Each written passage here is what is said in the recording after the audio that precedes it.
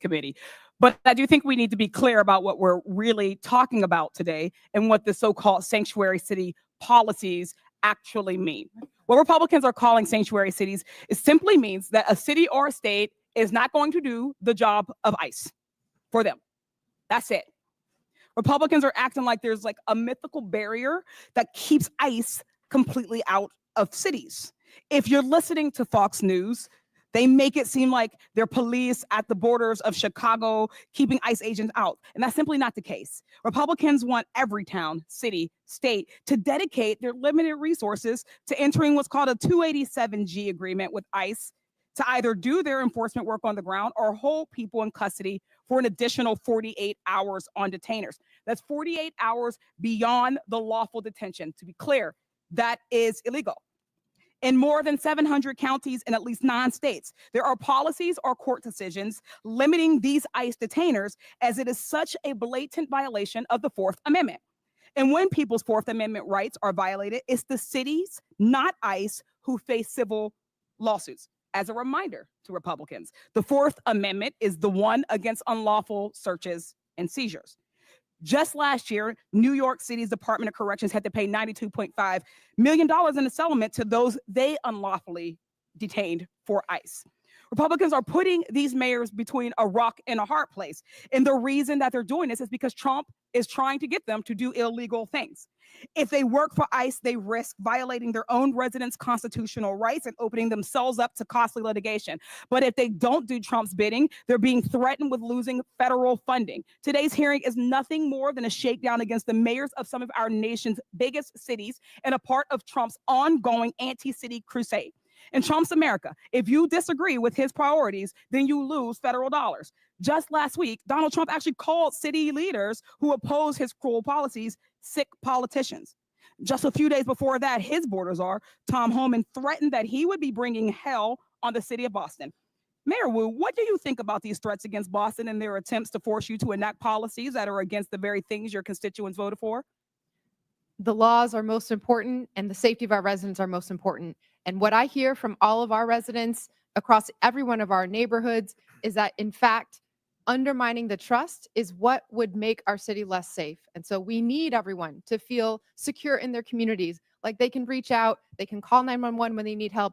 And in our city, those laws actually help Boston police solve crimes. Thank you. Mr. Beer, question for you. I'd always thought that my Republican colleagues were strong supporters of state and local sovereignty and were against intrusion from the federal government. Do you think this lawsuit seems consistent with that position? Oh, absolutely not. If you look at the Supreme Court precedent on this, it came from a gun control law that said that state and local governments had to cooperate with the federal government on gun control. The Supreme Court said that's unconstitutional. Not a single member on this side, I believe, would be against that Supreme Court decision. Mm-hmm. There's nothing illegal about protecting people's constitutional rights and due process, education, and equal treatment under the law. But it is illegal for the federal government to withhold federal dollars that these cities' taxpayer dollars have gone towards. Mayor Johnson, Chicago ranks as one of the largest cities in the U.S. and has the 3rd largest metropolitan economy, boasting a GDP of $860 million. This makes it one of the most economically diverse cities in the nation, correct? That is correct. Would it be fair to say that your city generates billions in taxpayer revenue and that the average taxpayer in Chicago and Illinois contributes more than around $20,000 in federal income taxes, which is more than $1,310 above the national average? That is absolutely correct. So can we conclude that Chicago residents pay significantly more in taxes than they receive in return, contributing at least $5 in taxes for every $1 they get back in federal support? More than our fair share. Thank you. Only 9 states have taxpayers that contribute more to the federal government than they receive. All 4 of our mayors are from states on that list. Yet Republicans are saying that they should lose that money because they don't agree with their dear leader. Trump and Republicans are attempting to take money from blue cities and blue states and give them to their red states. Republicans too often demonize blue areas and cities that are the very areas that are keeping the economy going. The attacks we've heard on mayors today are not only shameful, they're dangerous capitulations to the impulses of this president who is trying to expand executive power in nearly every direction. I'd like to thank our mayors, Wu, Johnson, and Johnston for coming in today, having the strength of courage to stand up to this administration. Thank you. I yield back. Chair recognizes the gentleman from Arizona, Mr. Biggs. Thank you, Mr. Chairman. So, Mayor Adams, you've agreed today, sorry, over here. You've agreed today that New York City is a sanctuary city. Is that right? Based on the definitions, and there doesn't seem, Congressman, there's now a uniform definition of that, but yes. Right, but that's what you've proclaimed. Mayor Johnston, you've previously also declared that you're a sanctuary city. Mayor Johnson, you said that Chicago must lead with and live by the promise to be a sanctuary city. Mayor Wu, you said Boston Police and other departments cannot cooperate with ICE when it comes to detaining on civil warrants. Of course, I don't know what Mayor Johnston would define it, but I do know that the Honorable Mayor Johnson from Chicago, they call theirs a welcoming city ordinance, and we've got Ms. Wu, Mayor Wu, who's referred to hers as a safe city. That's really interesting to me. So when you are a sanctuary city, you put limits on how much you're willing to cooperate with federal agencies' efforts to remove illegal aliens. And your policies are then contravene federal law. You just do. Under Title 8 of the U.S. Code, it says a federal, state, or local government entity or official may not prohibit or in any way restrict any government entity or official from sending to or receiving from the Immigration Naturalization Service any information regarding the citizenship or immigration status of any individual. Yeah, so when I look at your guys' ordinances, and I got them all up here, and they're really interesting stuff. And Denver, I think you testified previously that you rely on the statutory section, am I right, of the state statute. So let's just review this. There is a distinction, and some of you have made that. Mayor Johnson of Chicago made this repeatedly, and Mayor Wu of Boston did. There's a distinction between criminal warrant, and you say we cooperate on criminal warrant, but there's two levels of cooperation at least. There's a communication level, and there's a passing the person off. That's one level with the criminal. But the civil level, this is what I want to talk about for a second, because all of these ordinances proscribe communication and transfer of someone where there's a civil warrant. Now, I know that all of you understand that a removal order is a civil order.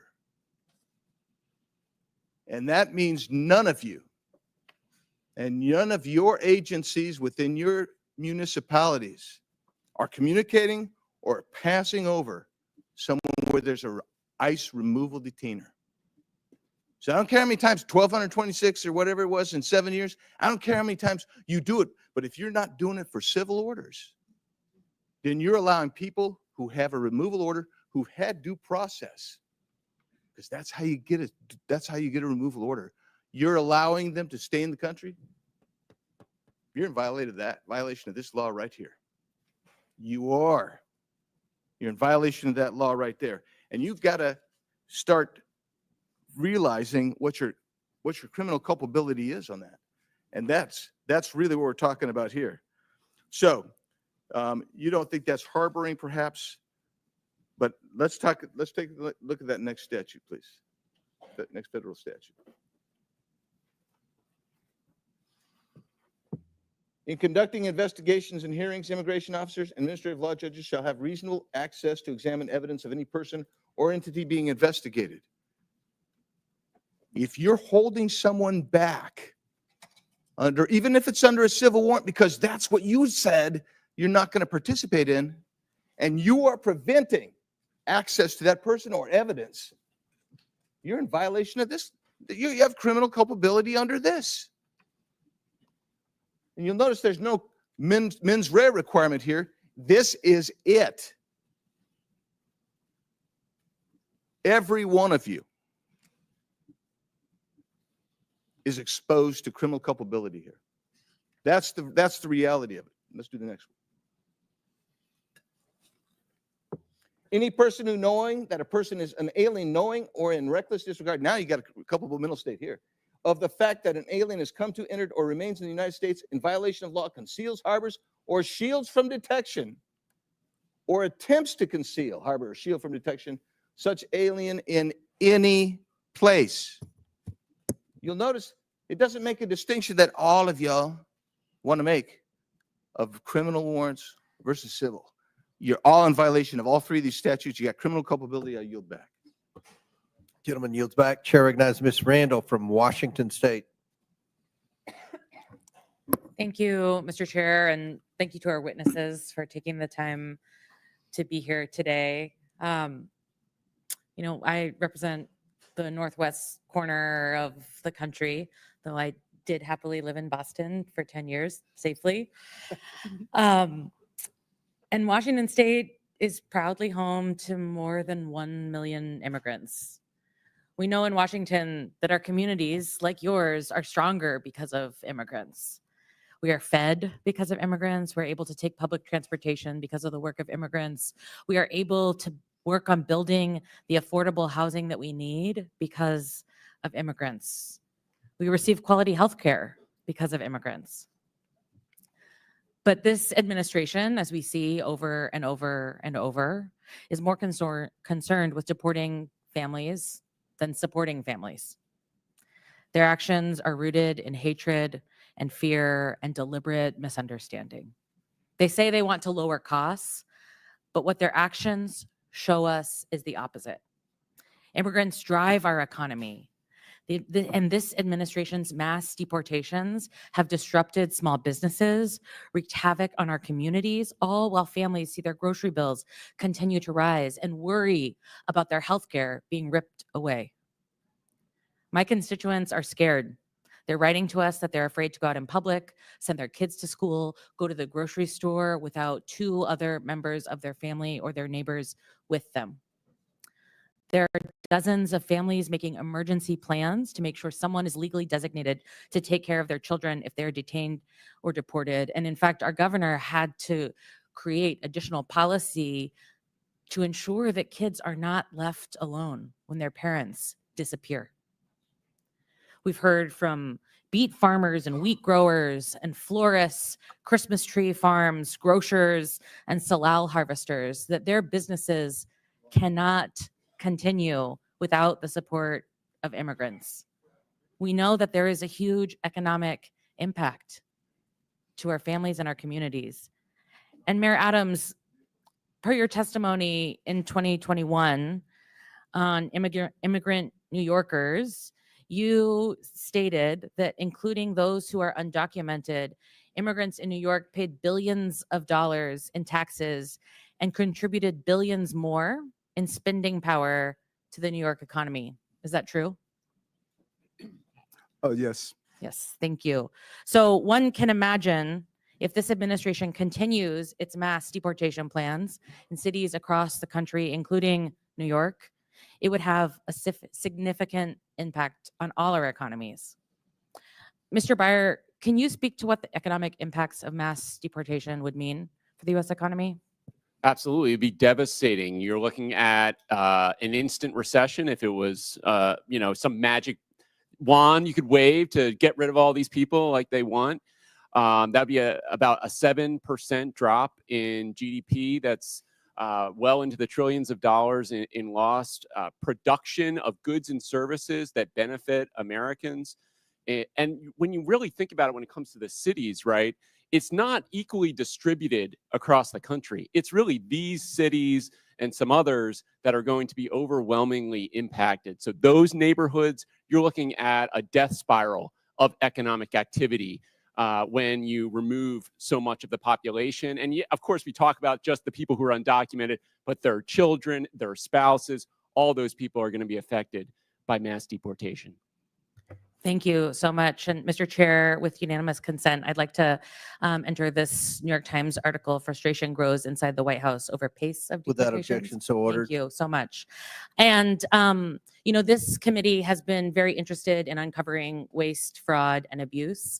And I'd like to draw our attention to the ASMR deportation flight that the administration touted on their official social media channels. While previous flights, deportation flights, cost for about 10.5 hours, $47,000. This military flight that was commandeered from its mission of national security to take folks who were in detention centers already to a stopover in Guantanamo cost us $299,250 for the same flight. My folks in my community who are stationed at Joint Base Lewis McChord are being diverted from their essential missions to go to Guantanamo to be layover stewardesses for this this plan that's just for clicks. It's just to continue to stir up media. It's just to deliver on a promise that the president made and that he's worried that he will be accused of letting his base down if he doesn't carry out. Thank you. Chair recognizes Ms. Mace from South Carolina. Thank you, Mr. Chairman. All of the mayors here today are actively working to harm the American people you represent. You all have blood on your hands. I'm going to ask a series of yes or no questions today, and I would like to remind all of you, you are under oath. I only want a yes or a no to my questions. My first question, do you acknowledge breaking into our country is a crime? Mayor Adams, yes or no? Do you acknowledge breaking into our country is a crime? I acknowledge. Yes or no? I acknowledge. Okay, Honorable Johnson, he's not going to answer the question. Yes or no? Is breaking into our country against the law? Yes or no? Depends how you cross the border. Okay, Some folks Mayor have Johnson, status. yes or no? Comprehensive immigration not an reform answer. policies Mayor are what's Wu? necessary in this Mayor Wu, do moment. you have a better answer than these gentlemen before you? Yes or no? Yes. Okay, do you believe it's acceptable for illegals who commit heinous crimes be released back into the public instead of being detained and deported? Mayor Adams, yes or no? Anyone break a crime. Yes or no? Okay. This is not hard. Yes or no? Anyone that break a crime should be detained. Okay, Mayor, yes or no?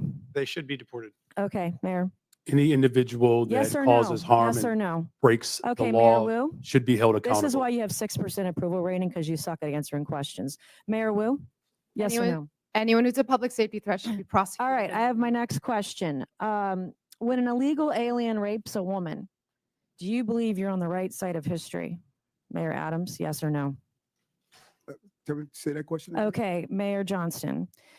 When an illegal alien rapes a woman, do you believe you're on the right side of history? Yes or no? I will charge and prosecute them. Yes or no? Okay, well, okay. You said you would go to jail, didn't you? I will For charge and harboring illegal prosecute anyone aliens who or does something, that. Mayor Johnson? Could you repeat your question, please? When an illegal alien rapes a woman, do you believe you're on the right side of history?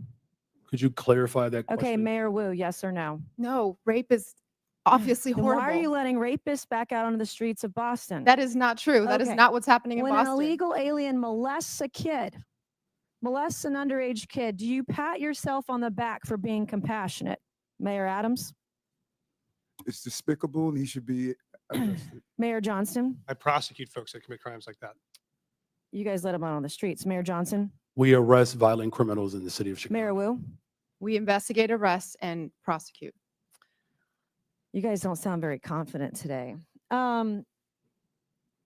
Would your city honor an ICE detainer on an illegal alien who rapes kids if one was issued today? Mayor Adams? Yes or no? In conformance with law, we will honor detainers. Mayor Johnson? If there's a criminal warrant, we'll help them pick them up. If there's no criminal warrant, we'll honor a notification request. Mayor Johnson? Criminal warrants, we always cooperate with federal agents with a criminal warrant. Mayor Wu? Get a criminal warrant, we will enforce.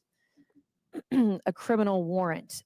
I'm talking about an ICE detainer on an individual who's here illegal who rapes kids. Do you all hate Donald Trump more than you love your country? Mayor Adams?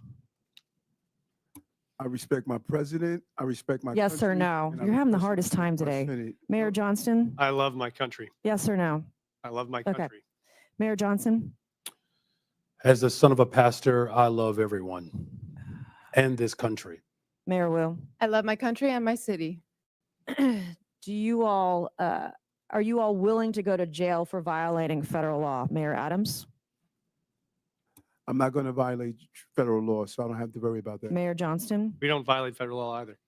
You don't violate federal law. We do not violate federal Is it law. violating federal law if you don't honor detainer requests from ICE? Absolutely not. In fact, the statute Congressman Biggs shared, we explicitly follow. The statute says you cannot prohibit city employees from sharing information about someone's status with the government. We do not prohibit that. Do you love illegal aliens more than you love your fellow countrymen? I love all the residents of the city and county. Mayor Johnston, are you willing to go to jail for violating federal law?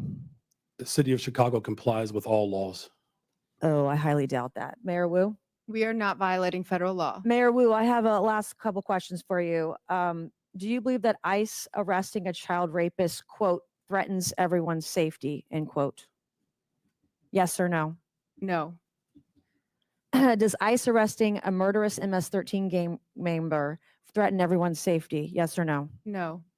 I would like to hold up this quote of you where you say ICE's efforts actually threaten the safety of everyone, end quote, Boston Mayor Michelle Wu. You're a hypocrite. Thank you, Mr. Chairman, and I yield back. Chair recognizes. Mr. Chairman, I have unanimous consent Subramaniam. request. Mr. Chairman, I have unanimous consent request. Proceed. I'd like to seek unanimous consent to enter into the record this article, and I'll do this as a survivor of sexual violence myself. This is from Courts, March 2018. Without objection, so ordered. Data from Texas shows that U.S.-born Without objection, so ordered. We put it in the record. I haven't entered it. You have what? Mr. Chair, can I have several articles. I need to enter them. Let me just go ahead with what the articles are. What they speak to. What's the next article? Let me proceed. Data from Texas shows that U.S.-born Americans that is commit not- more rape Presley, and murder than immigrants. Listen, this trend of you Data all from trying to get Texas thrown out of shows committee that so you can get on US-born MSNBC Americans is going to commit end. more We're not rape. going to put up with it. This is Chair my recognizes procedural Mr. right as a Subramaniam. member of this committee You can to go. enter documents You can go with into the Mr. record. Frost and Mr. I'm Green. reclaiming my time. That's you what do you not want. get to No. dictate Ms. Presley, how I've been I very. recite the I have articles been very for the accommodating record. to you, Mr. Subramaniam. And I Start take the particular clock. umbrage Start as a the clock. survivor No, I of don't- sexual violence. Go. I will enter Order. into the record. This is my right. Thank you. No. It is Mr. Subramaniam. Mr. Time. Chair, No, you know the process of unanimous consent. You are not I have recognized. several articles to enter into You the mu- record. Mr. Subramaniam, if you don't go, we're going to recognize Mr. Timmons. Thank you, Mr. Chair. I just wanted to bring up a bill that's going to be before the floor, HR 32, a bill that would basically take away federal grants if the administration thinks you are a, quote, sanctuary city, which, by the way, isn't even very well defined. I'm not even sure from reading the bill whether your cities are even sanctuary cities to begin with. I think that's why that question may have been difficult for you to answer. But I think what's been very interesting to hear is how well you've been able to integrate and welcome immigrants into your communities, into your city's economies, and making the best out of a difficult situation. I find that very impressive. And but I wonder to the mayors here, Mr. Johnston, if you took away federal grants, how would that affect public safety of your city? Would that improve? Would that make your city more safe or less safe if we took away federal grants from your city? It would dramatically weaken public safety. I mean, we wouldn't be able to repair bridges that are falling apart. It means we wouldn't be able to put kids in preschool or give veterans medical care. It would be catastrophic. Thank you. Mr. Johnson, the same question. Mayor Johnson, the same question. It would certainly undermine all of the investments that we've made thus far. Since I've been mayor, we've, Public provided safety. $20 billion of new Yes. investments that contribute to the overall safety of the city of Chicago. Mayor Wu, same question. Would this make your city of Boston more safe or less safe? Withdrawing federal funds would make us less safe. Education makes us more safe. Housing makes us more safe, and we rely on those funds. And how did, let's take Mayor Johnston, how did many of the immigrants come to your city? You mentioned they came from Texas, is that right? That's correct, Congressman. They came on buses sent from Texas, mostly from El Paso. I feel like we have the wrong people in the room today. We have mayors of cities that are trying to do their best with the situation that they have. And then we have governors in Texas and Florida who are busing folks up to your cities. And so you're trying to make the best out of this situation. But somehow they're trying to make our immigration system worse, in essence, because they're taking the folks that come over to their states and they're spreading them across the country. And you're just trying to deal with that situation. Would you characterize it as that, Mayor Johnston? Yes, sir. We're just trying to manage the crisis in front of us, which is families being dropped off on our city streets in the winter with no clothes. Our calling is to make sure they're safe. And how would the Trump administration's funding freezes and cuts, would they undermine public safety in your city, Mayor Johnston? They could dramatically undermine public safety in our city. Everything again. Mayor Johnson, same question. It certainly will undermine community safety if the Mayor federal Wu, government same undermines question. the investments in people of Chicago. It would undermine our safety too. So we're trying to make your cities more safe, but there's a bill here in the name of making your cities more safe actually makes your cities less safe. Would you agree with that, Mayor Johnson? Yes, sir, I would. Mayor Johnson, same Yes. question. Mayor Wu, Yes. same question. And I think this bill is actually, in a way, extortion because you're basically trying to take away funding from a city if they don't do what the administration wants you to do. But, let's talk about extortion for a minute. Mayor Adams, I think everyone's a little bit concerned about the timeline of events that has led to your case being dropped. And so, Mayor Adams, did you meet with Tom Homan on December 12th of last year? Did President Trump say publicly that he considered pardoning you 4 days after that meeting? Yes or no? I don't recall what the president said in regards to that meeting. Well, he did. In January, did you meet with President Trump at Mar-a-Lago? Yes or no? Yes, I did. In this meeting, did you talk about immigration enforcement with the president? Talk about immigration in general, What was that? What did you talk about when it comes to immigration? just how important it is to secure the border, and they were able to do so. We saw a 90% decrease, and I see that on my streets every day. Did you talk about your pending case with the DOJ? No, I did not. So the case did not come out. Have you ever talked about your case with the DOJ with the president? No more than what you heard him on the trail said that he thought it was important. I haven't heard much. Tell me, have you ever talked about the president, talked about your case in the DOJ with the president? Yeah, as I indicated previously, I'm going to say it again. This case is in front of Judge Ho, and out of deference to him. Have you he's ever talked allowed- about your case with anyone in the Trump administration? I'm All gonna right, say what it up, again. sis? Queen This needs to case is know. in front of Judge Ho, and out of deference to Judge Ho, he is going to determine the outcome of this case. That's not answering the question. I'm going to ask you one more time. Have you ever talked about this case with anyone in the Trump administration? This case is in front of Judge Ho, and out of deference to Judge Ho is going to decide the outcome of this case. I think Mayor Adams is not answering the question because he probably has. And I think there's a pretty clear timeline here that indicates that a case is being dropped in the name of trying to appease the president, who seems to be okay with what's going on. And so we can talk about the policy, but I think there's a bigger problem here of public extortion and almost an endorsement of this extortion. And it's becoming the norm for this administration. I yield back. Chair recognizes Mr. Timmons from South Carolina. Mr. Chairman, before you do, I have a unanimous consent request, please. Ms. Spangler, you recognize. Thank you, Mr. Chairman. I have 4 articles I would like to enter into the record titled "The Mythical Tie Between Immigration and Crime. Undocumented immigrants half as likely to be arrested for violent crimes. Immigrants significantly less likely to commit crimes," and one titled "Showing Data About U.S.-Born Citizens More Likely to Commit Murder." And Mr. Chairman, I do ask that you do respect my colleagues on this side of the aisle, parliamentary. Without objection, rights so ordered. to Your unanimous enter, consents use are these. put I into the did record, cut and off Ms. only Presley titles are while required. she was, And making once the you start request. filibustering, you become out of order. I am not filibustering. I'm just I saying the am last asking that you member on requ- your that side was filibustering. She was not. She had Yes, she more was. articles. And now you're Mr. Chair filibustering. recognizes Chairman, Mr. Mr. Timmons from Chairman. South Carolina. Thank you, Mr. Chairman. I just want to speak directly to all 4 of the mayors. Y'all did the best you could with bad situations. You did.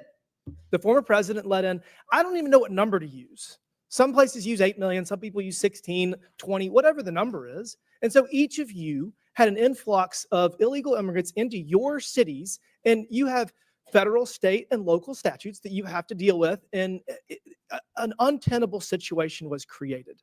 I want to go one by one. Mayor Adams, how many illegal immigrants were present in New York City in the last 4 years? How many people did you have to deal with? 230,000. All right, so, and that's 230,000 people that were using your limited resources that American citizens are entitled to, but you were actually required under local ordinance or under state law to provide services to them. They're not supposed to be here. They're not supposed to be here because we have borders. Borders supposed to matter. Mayor Johnston, how many illegal immigrants did you have to deal with over the last 4 years? Thank you, sir. We had 42,000 newcomers arrive over. the last 42,000? Mayor Johnson, how many illegal immigrants did you have to deal with over the last 4 years? Over the last 4 years, there were roughly 50,000 asylum seekers bused from the state of Texas to the city of Chicago. And you know why that Texas did that? Because 10, 12, 15 million people were in Texas, and they had to deal with the same problem you did, and they thought it was appropriate that everyone should have to share this burden. Mayor Wu, how many did Boston have over the last 4 years? We don't ask about immigration status and giving How city many services, people so that- I don't have that number. Okay, well, we'll say at least tens of thousands. So all of you have limited resources, limited tax dollars to spend to serve your community. And there's people that have a disproportionate need, and you have obligations to serve them more if they are struggling, if they do not have income, if they are jobless. So you have limited resources, and all of you had this problem. And we've been saying for the last 4 years that this is all because Joe Biden and his policies were allowing lawlessness at our southern border, which allowed millions of people into this country. Mayor Johnston, did you say anything to the Biden administration? Did you say, we're struggling, we can't make ends meet, we can't serve our citizens because of your... Okay. Did you? These people, they better quit. Hold up. Why are they going in on Adams? Adams, before Adams even, Trump even got into office, Adams had already spoke against this. You told the Biden administration they Well, I think are like wrong for their border policy. like dude Mayor right here Johnson, talking to did Democrat. you publicly All the attack Democrats been the like president, trying to go in President on Biden Adams. in the last But 4 years Republican because ones he is let giving them that millions of smoke, people like that lady into Nancy this Mace. I country, don't know if and you it heard her when hurt she came your on. She was giving them all. No, I'm talking about that guy that was giving So I Adams publicly a lot of called for- nonsense. secure the damn border. No, Mhm. he I didn't. publicly Democrat. called for Congress to pass comprehensive Come on, did you Okay, talk? look at that Did you second. speak? That This did is not what happen. y'all do. Publicly attacked the open border policies of the previous administration. Congressman, in fact, we hosted the former Secretary of DHS in Boston so that he could see the impact. To talk about flowing how we from our need residents. legislation, I'm sure. Mayor Adams, did you ever publicly attack President Biden for his open border policy? Yes, in addition to having $7 billion out of our tax. Did you see what his administration did to political opponents? Did you see what they did to President Trump? I mean, I guess you're standing up for your people. Yes. I admire that. Mhm. Thank For the you. last 4 years, I heard how Congress needed to spend tens of billions of dollars to secure the southern border. We had to change policies. We had to do all this nonsense. And We didn't Jeff, need to do anything. listen, We just needed a new president. Last month, we had the lowest number of border crossings in decades. And I can promise you yeah, this, well, now, that's Sue. going to continue because our president has always had the ability to stop this. And the only one of you that stood up to the previous administration was under investigation shortly thereafter. Weird how that happens. We're turning the page here. Going forward, each of you need to cooperate to the fullest extent of your ability with President Trump, with ICE, with all federal laws to make sure that you can secure your people and stop spending billions of taxpayer dollars on people that do not deserve it. Your constituents deserve those resources, not the people that enter this country illegally. With that, Mr. Chairman, I yield back. Gentleman yields back. Chair recognizes Ms. Ansari from Arizona. Thank you, Mr. Chair. President Trump has talked a big game about how he wants to allegedly make our I city don't know. I more can't hear criminally you, Mr. Mo, if safer. you He speak. says he wants to get Bless violent girl in criminals the off the building. What up, streets, and son? he thinks that mass deportations are the way to do it.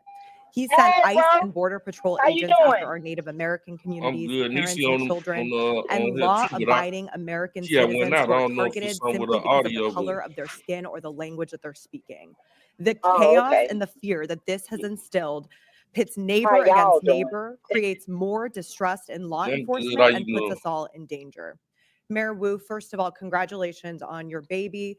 What have you been hearing from communities in Boston? Are people fearful of engaging with law enforcement? In Boston, because our laws are what they are, we have very strong relationships with our community. And that's why we've been able to continue making progress on being the safest major city in the nation. But we do hear that people are afraid of the federal government. And it's including people who are immigrants, but also US citizens. That fear is widespread. Thank you. Perhaps most disturbing, President Trump has diverted critical Homeland Security investigation agents to work on immigration enforcement. That means they're no longer investigating violent crimes like human trafficking, child pornography, and the flow of fentanyl in our communities, putting our entire country at greater risk. That means fewer violent criminals, pedophiles, and drug runners being apprehended, not more. Once again, Republicans are making life easier for criminals at the expense of victims, actually making our communities less safe. Mr. Beer, question for you. What effect do you think that assigning DHS agents to deportations is going to have on public safety? Well, it's an extremely negative effect, and it's not just limited to DHS. He's pulling in FBI, ATF, DEA. They're all being diverted off their primary missions to crack down on criminal gangs and criminal organizations in the United States. So it's not just DHS, it's every criminal agency in the United States government is being diverted to mass deportation right now. The Phoenix police chief has stated, we work with our federal partners all the time to work on criminal issues, not civil immigration issues. That will continue to be the stance of the Phoenix Police Department. I can tell you during my time on the Phoenix City Council, I served on the Public Safety and Justice Subcommittee. I heard constantly from our police force that they are understaffed and need to focus their resources on violent crime. But President Trump has also tried to force municipalities to divert their law enforcement personnel to aid in mass deportations. Diverting city police to deportations would mean that our officers are spending less time investigating murders, rapes, and robberies. Now, I want to shift to the economy. Mayor Wu, would you agree that local leaders and public safety officials who hear directly from constituents about public safety know better what your city needs to focus on than the White House does? And also, are you worried about ICE raids and the impact that it will have for businesses and economic prosperity?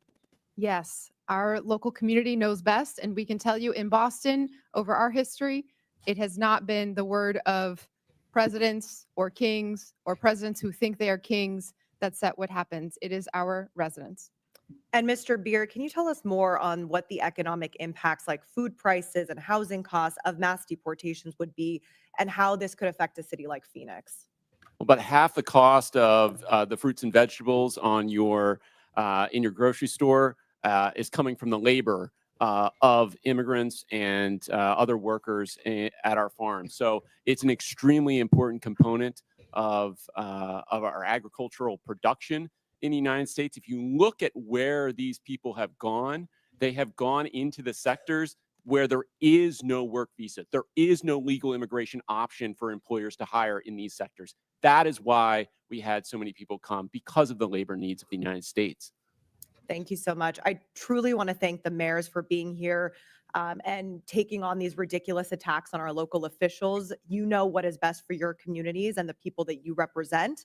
You know better than Donald Trump. You know better than Tom Homan. You know better than Stephen Miller. So thank you so much. And finally, I'd like to request unanimous consent to enter into the record.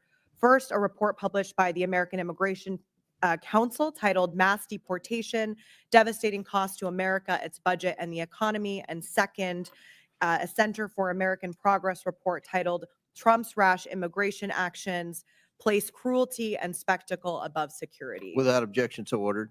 Thank you. I yield back to the ranking member. Chair recognizes Mr. Donalds from Florida. Thank you, Chairman. This is my third term on the Oversight Committee. We've been talking about illegal immigration and oversight the entire time. I remember we had a group of this committee that went down to the El Paso section of the border. This was back in February, March of 2021.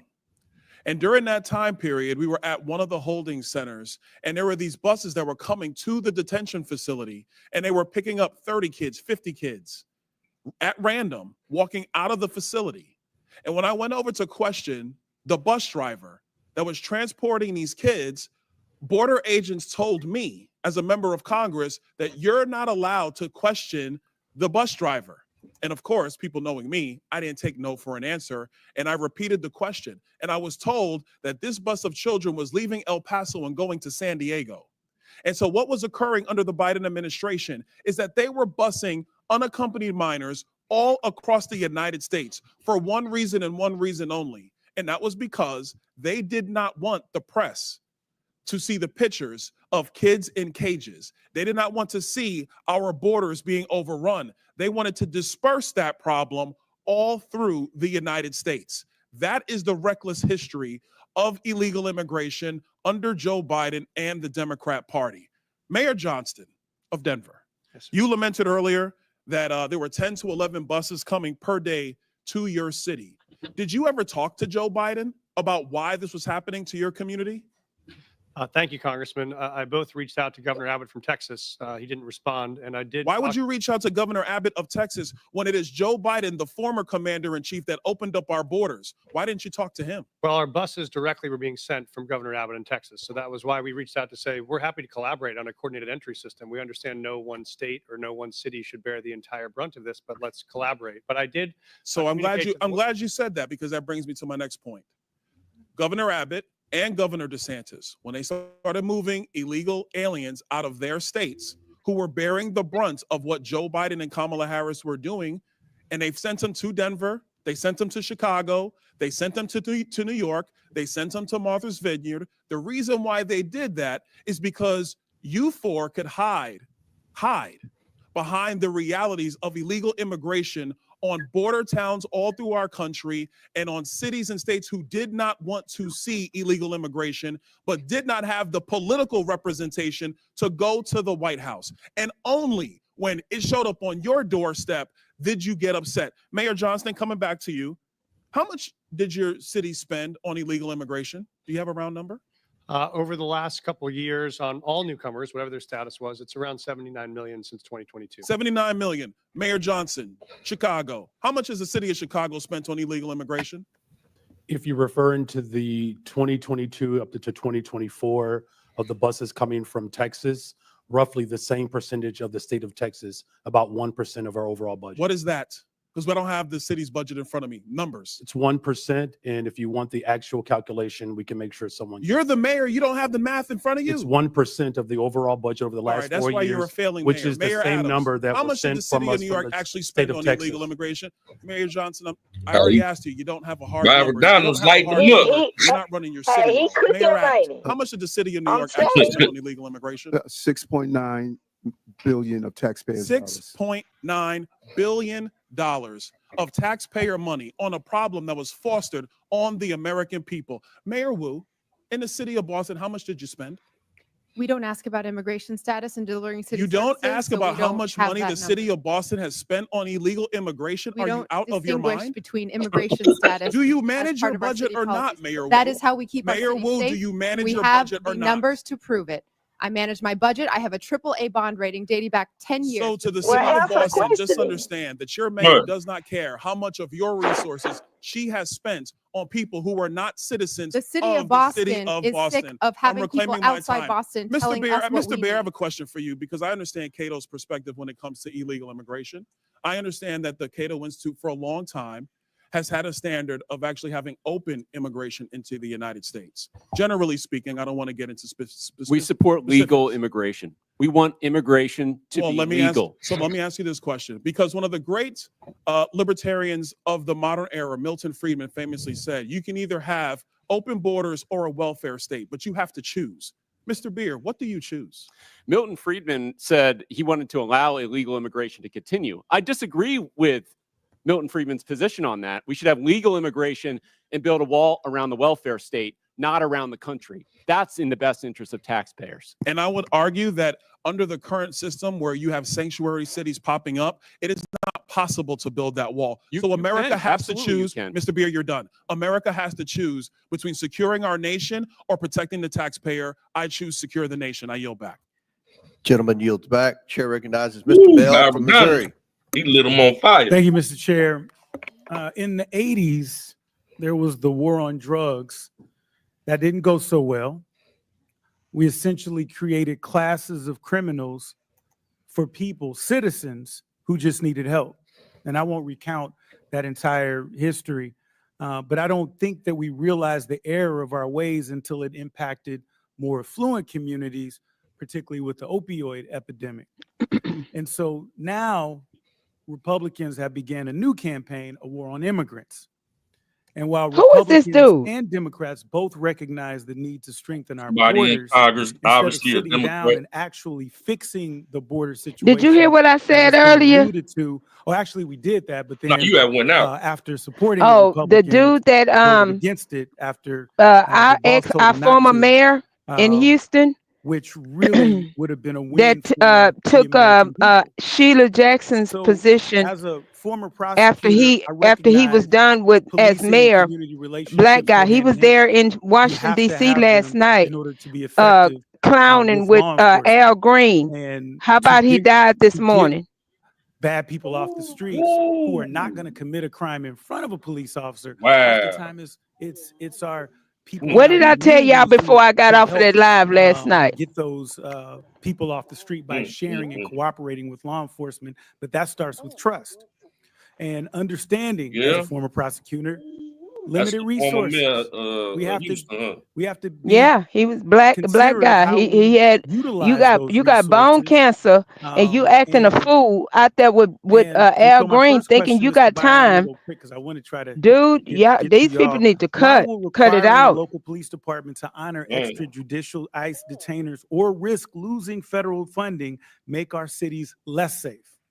Well, you're taking resources away from whatever the higher priority is. So if you're talking about carrying out mass deportation and having state and local And police Brandon detain Johnson people still who are not still public safety cocky, huh? threats, then you're talking about Yeah. in New York City, they're spending I guess he- $1,500 a day on a bed. going So all the way that's with it, huh? $1,500 taken away from Dude, he other loved him. public He safety gonna get him priorities. some ankle bracelets. He ready And for him. Mayor Wu, and congratulations again as well. And first, you're welcome for St. Louis born and bred Jason Tatum. You're welcome. Thank you. Um, Thank you. Ooh, I Why love. is it in Boston's best I interest love to me make sure some people who are Byron Donalds. experiencing domestic violence Yeah, Byron or Donalds, victims man. of violent crime feel comfortable coming forward to law Dude, enforcement go get that with curl the off your knowledge that head and go local sit police down are not somewhere. reporting them to ICE? We need those who have information. We need those who are victims and survivors of crime to know that they can come forward and get the help that they need. And when that happens, we keep everyone safer. And many law enforcement agencies have articulated that their primary responsibility is to keep communities safe by focusing on violent crime and public safety threats. However, deputizing requires officers to take on federal immigration duties, diverting resources and personnel from their core mission. So when cities use their discretion, and Mr. Byers, a quick question for you. Do you believe that this additional burden makes communities safer, or does it risk overextending local departments at the expense of addressing serious crimes? I think states are best positioned to answer that question. It certainly can if you're imposing a mandate that is distracting from their public safety mission. And it's interesting to note that the majority's bill on this, HR 32, has an exception written in there for witnesses and victims of crimes. If you don't report them, it's okay under that bill, except no one's walking around with a victim or witness badge. Why So when it Brandon comes up in didn't give him that response to a call, number they that don't he know who's a requested witness for or victim. money The idea that for the state carding that off and of Chicago? to Hey, decide like the doesn't 30 hold million. up. I appreciate that. I'm Yes. short on time. You And gotta pay Mayor back $2 Johnson, I billion. I have two quick questions for you. And you can give them the That weight you payday decide loan to he give went them. got. First, who has more world championships, the Cardinals or the Cubs? Mayor Adams, I don't want you in on that one. Can you tell us about the ways in which Chicago cooperates? Oh, with Mayor federal Adams, law you don't want him Yeah, thank in you for on that question. one. Violent crime in the city of Chicago is down. It continues to go down in my leadership. You a lie. Because of our investments. Wow. Having trust between community and police, local police. Is This dude attributed to said that. the And our local police oh yeah, department, go ahead on talk. I'm sorry. allies and cooperates with federal agents around human trafficking, drug trafficking, getting guns off the street, getting gangs off the streets of the city of Chicago, and it has worked. And the first Black first lady in the history of Chicago is a Cardinals fan. Shout out to Baby, let Hazel. me tell y'all, Jeff, it's a lady on Fox right now, black lady on Fox eating him up. No Chair- questions for you, Mr. Adams. Chair now recognizes Ms. Luna from Florida. Mayor Wu, does the Boston Trust trying to Act look restrict for it. communication with federal immigration authorities regarding individuals' immigration status? Yes or no? We do not collect immigration status in law enforcement. I'd just like to point out, and Mr. Chairman, if I could enter the Boston Trust Act into the record. Mr. Chairman, Without objection to ordered. thank you. Y'all know on why they page wearing pink, for huh? Section 4AA, a law enforcement official and employment of the city department, agency, or commission shall not, and then A, inquire of an individual on his or her immigration status. Under Title 8, U.S. Code subsection 1373 stipulates that local governments cannot prohibit or restrict communication with federal immigration authorities regarding individuals' immigration status. So your enforcement of this act is in direct violation of that statute. Can you please confirm? That is not Thank the you, ma'am. truth. That's the U.S. Code. I don't know about you, but U.S. Code does not lie. We do not ask about Mayor immigration Johnson, I'm not status, and that talking is to you what anymore. makes us Next safe in the question, city. Mayor Johnston, you said in your testimony that the first step you took. These are after some illegal very aliens arrived was they to need these provide them people with here housing. need Is they that butt correct? toe up. They Folks rude. who were on the streets freezing to death, we gave access to shelter. Yes, we did. Thank you. Not to be rude here, but you have a good understanding of what the definition of harboring is, correct? I do. Okay. For those that might not, harboring means to knowingly or recklessly provide shelter or place to stay for an illegal alien. And according to Title 8 of U.S. Code subsection 1324, that is also a federal crime. That's it. Just to be clear, did you also say that you would be willing to go to jail to stop deportation? Yes. I did say that I'd be willing to stand up for all of our residents, and the context was that was the point at which the administration was threatening to deploy the U.S. And Brandon Johnson too. to pull kids out of schools and churches. Thank So we you. were worried about that. Thank you, Mr. Johnson. Mr. Chairman, I'd like to enter into the record an article from CBS. Without objection to ordered. Thank you. In this, it says Johnson said earlier this week that he's willing to use civil disobedience and, if necessary, going to jail to stop deportations. My final question would be for you, Mr. Mayor Johnson. Do you believe that Chicago's welcoming city ordinance encourages illegal aliens to enter the United States, specifically into Chicago? Yes or no? Yes. No. Okay. So you don't believe that banning the transfer of individuals into ICE custody for the purpose of civil immigration enforcement encourages illegal immigration into Chicago? We Or com- how about agencies, sorry, 1 second, or agents not being able to stop, arrest, or detain individuals based solely on their immigration status or administrative warrant? So we comply with all laws, local, state, and federal. To me, after this line of questioning, it's very clear that these policies that you have all implicated are active and alive and well in your cities, are in direct violation with U.S. Title 8 Code subsection 1324 and is a federal offense. But you all speak about a broken immigration system, and yet here you guys are aiding and abetting in that entire process. I want to be very clear about something. Open border policies, which is something that you guys are talking about, hurts people on both sides, meaning the people that are coming here illegally and then American citizens as well. I do not think you guys are bad people, but I think that you are ideologically misled, which is why, unfortunately, based on your responses, I'm all going to be criminally referring you to the Department of Justice for investigation. And as soon as I leave here, these will be going over to Pam Bondi. I'm not doing that in an effort to bully you guys, but I do believe that your policies are hurting the American people, and you can make that known with the evidence that you can present to the Department of Justice. But if you guys continue doing what you're doing, you're not going to help anyone. You're going to hurt more people, and that's exactly why I'm tired of it. The American people are tired of it. And Chairman, I yield my time. Would you yield your last minute? Yes, sir. Mayor Adams, you were one of the first mayors and what the media refers to as a blue city, typically, that came out and raised concerns about the influx of illegals pouring into the city of New York. Could you answer the question, what that did to New York City from a budgetary standpoint? Let's not even talk about crime or anything. Let's just talk about from a budgetary, the burden on the citizens of New York City. As I indicated, Mr. Chairman, we spent $6.9 billion, and the long-term impact of that is extremely significant. After COVID, we had a large number of children who was chronically absent. We could have taken 200 million of that and dealt with that. We have a real mental health crisis in our city. We could have spent hundreds of millions of dollars on that. And so the long-term impact of spending $6.9 billion is going to have serious ramification on the future of New York City. So it's more than just what happened last year or this year. It is what is going to impact us long-term.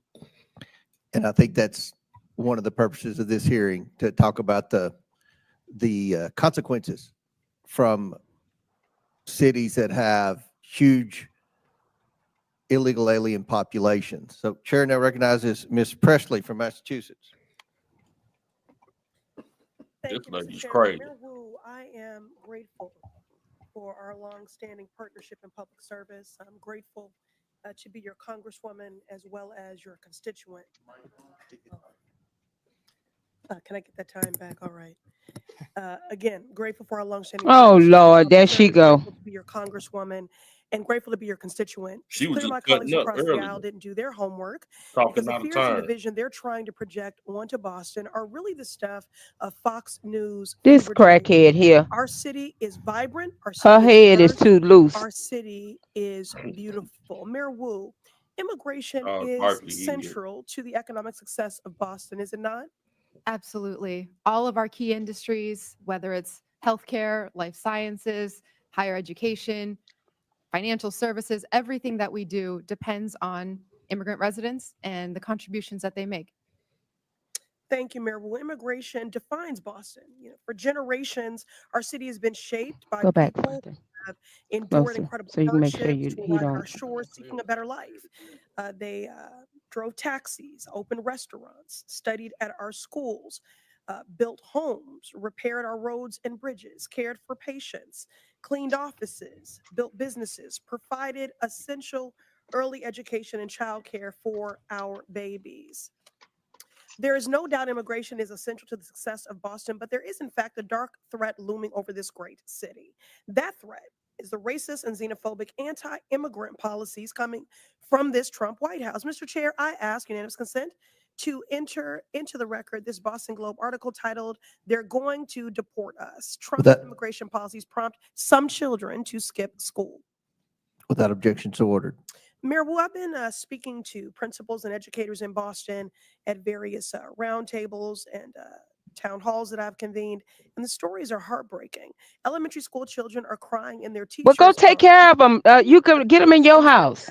Cruel and unjust Exactly. deportation raids. Mayor Wu, last week You can met with take a every Susie last doctor one of from them in your Boston house. Hospital who reported that follow-up appointments in her clinic have seen a 200% spike in no-shows and cancellations. Her assessment, her patients are missing critical care like dialysis, prenatal care, and chemotherapy because of a fear of immigration raids in our hospitals and healthcare settings. Mayor Wu, do you agree with this healthcare provider? Absolutely. We hear it from our shared constituents. People are afraid, and that is having huge impact on their daily lives when they're just trying to do right, be a good example for their kids as they pursue the American dream. Mr. Chair, I ask unanimous consent to enter into the record this article titled, "Fearful Amid ICE Crackdown, Some Immigrants Are Skipping Healthcare." Without objection, so ordered. So here we have a man who thinks he is king, screaming anti-immigrant slurs from the Oval Office, and what it has Lady, done go to sit down somewhere. Boston safer. Nothing, not a thing. But it has traumatized our kids, cost our elders Well, their if they're your dialysis, kids, go get them. patients chemotherapy, and struck fear into the heart of hardworking people who not only contribute immensely to our city and our community, but whose labor and contributions are also essential to the very functions of daily life in our great city. The members of this committee would be well served by learning from our esteemed mayor, but a teach-in is not the charge of this committee. Remind my colleagues, this committee's purpose is oversight. The only person who has something to answer for is Donald Trump. He is single-handedly decimating decades of economic progress. Lady, it's President Donald Trump. Constitution and basic decency daily.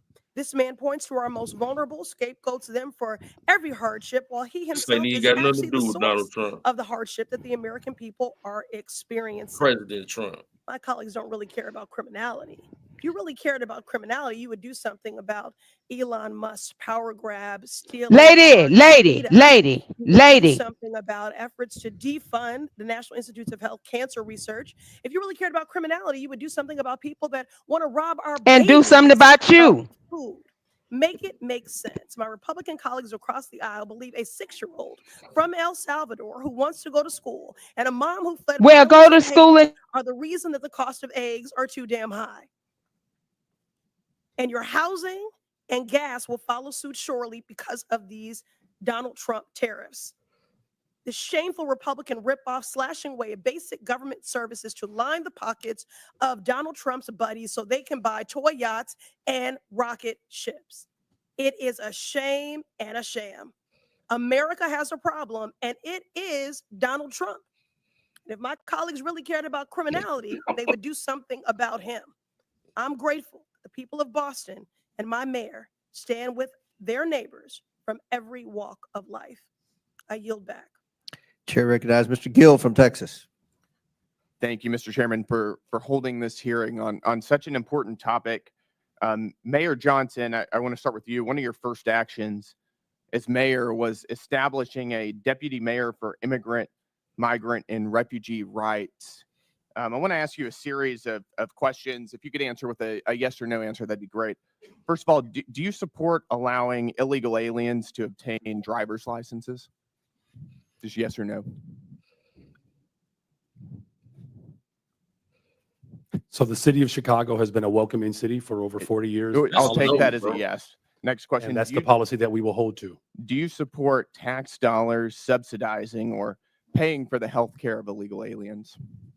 I support investments in all residents of the people of Chicago, and that's what I do. That's a yes as well. Do you support free or reduced college for illegal aliens? Again, I support the investments of all residents of the people of Chicago. Like, that is a yes. Next question. Do you support allowing non-citizens to vote in local elections? Again, I'm not over the jurisdiction of that type of law, but again, I'm committed to investing in all residents of the people I'll of Chicago. take that as a yes. I've got an article from the Chicago Sun-Times, and I'll quote here briefly. Johnson proposed, among other things, that all residents, regardless of citizenship status, be able to vote for Chicago Board of Education members.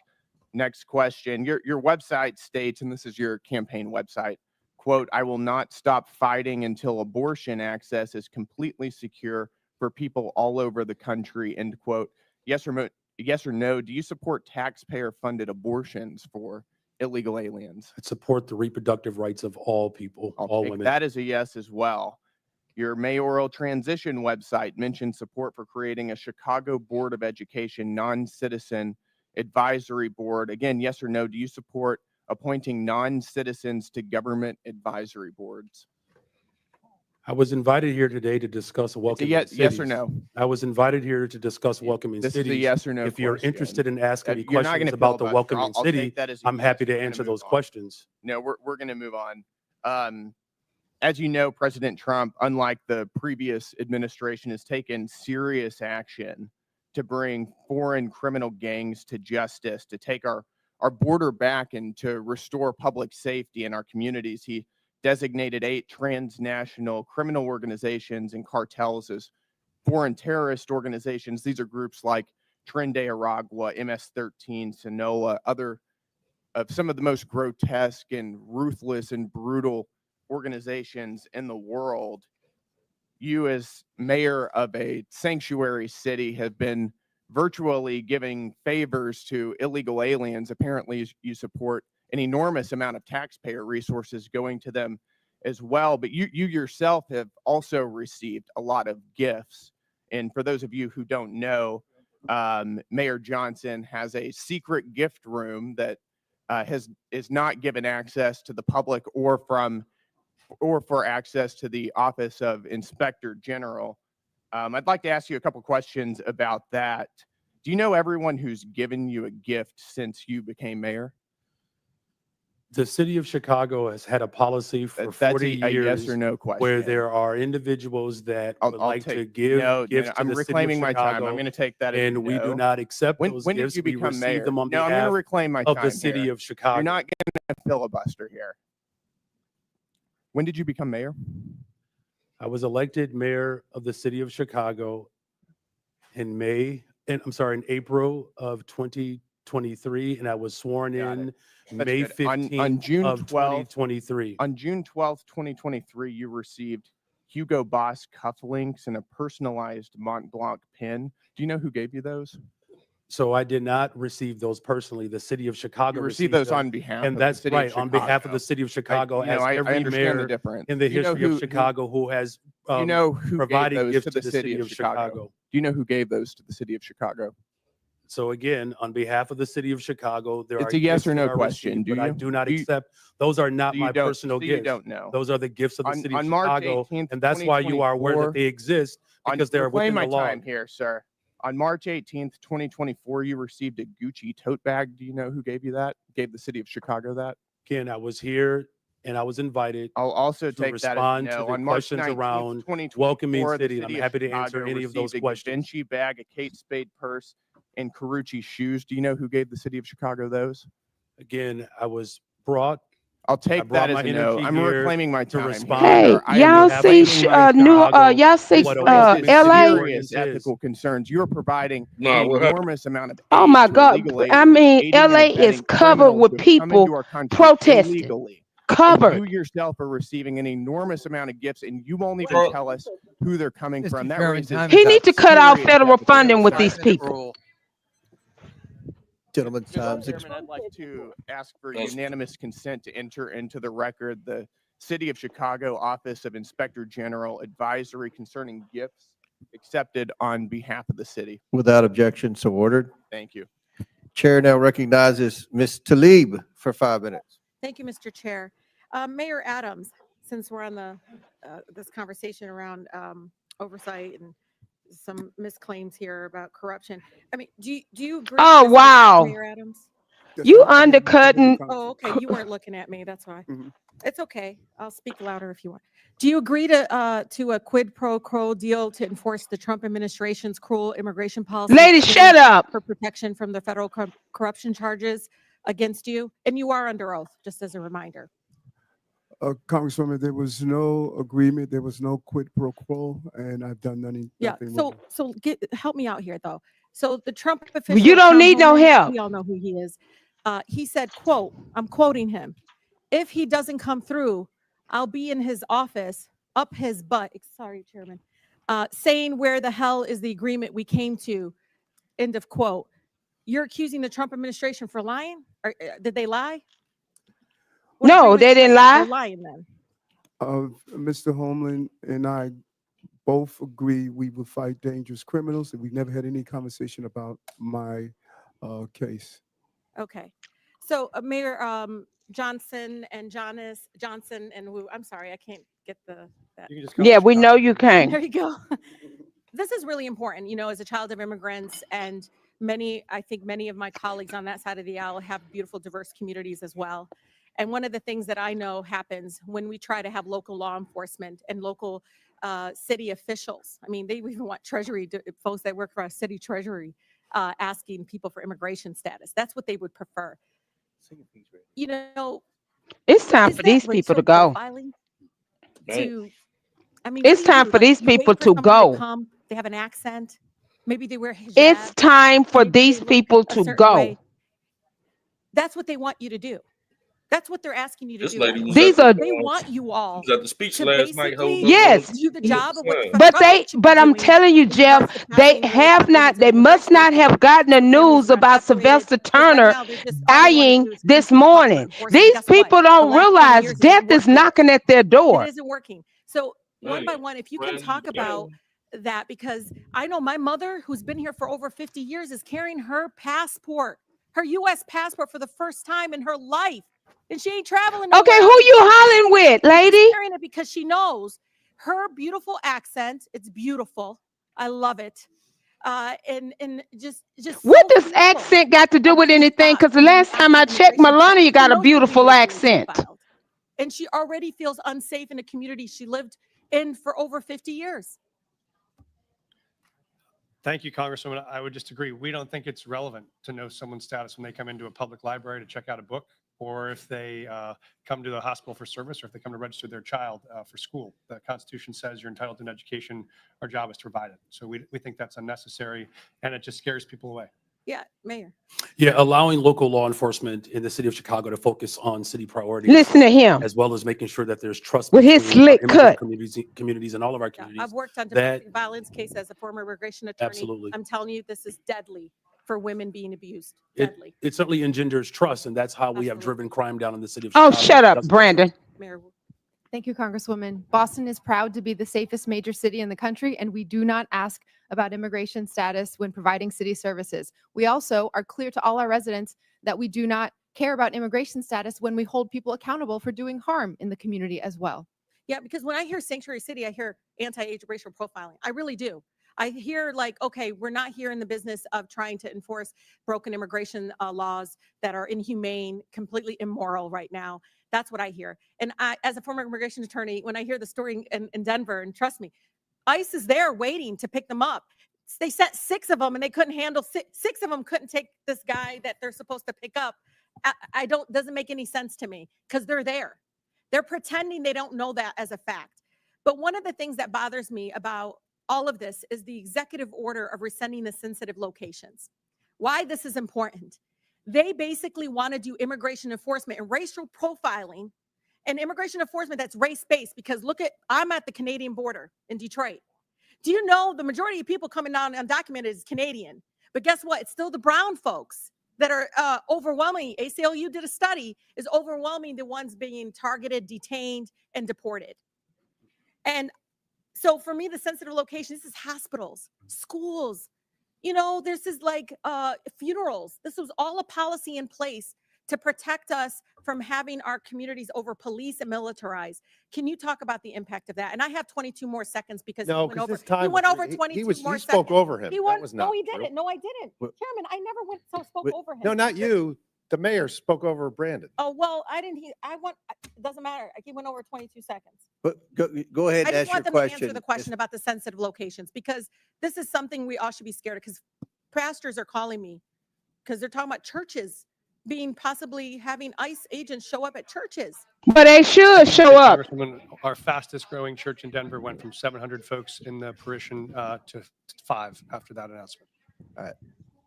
Very good. Thank you. Thank you. Yep. Chair recognizes Mr. Fallon from Texas. All right, 43 seconds. That's a deal. All right.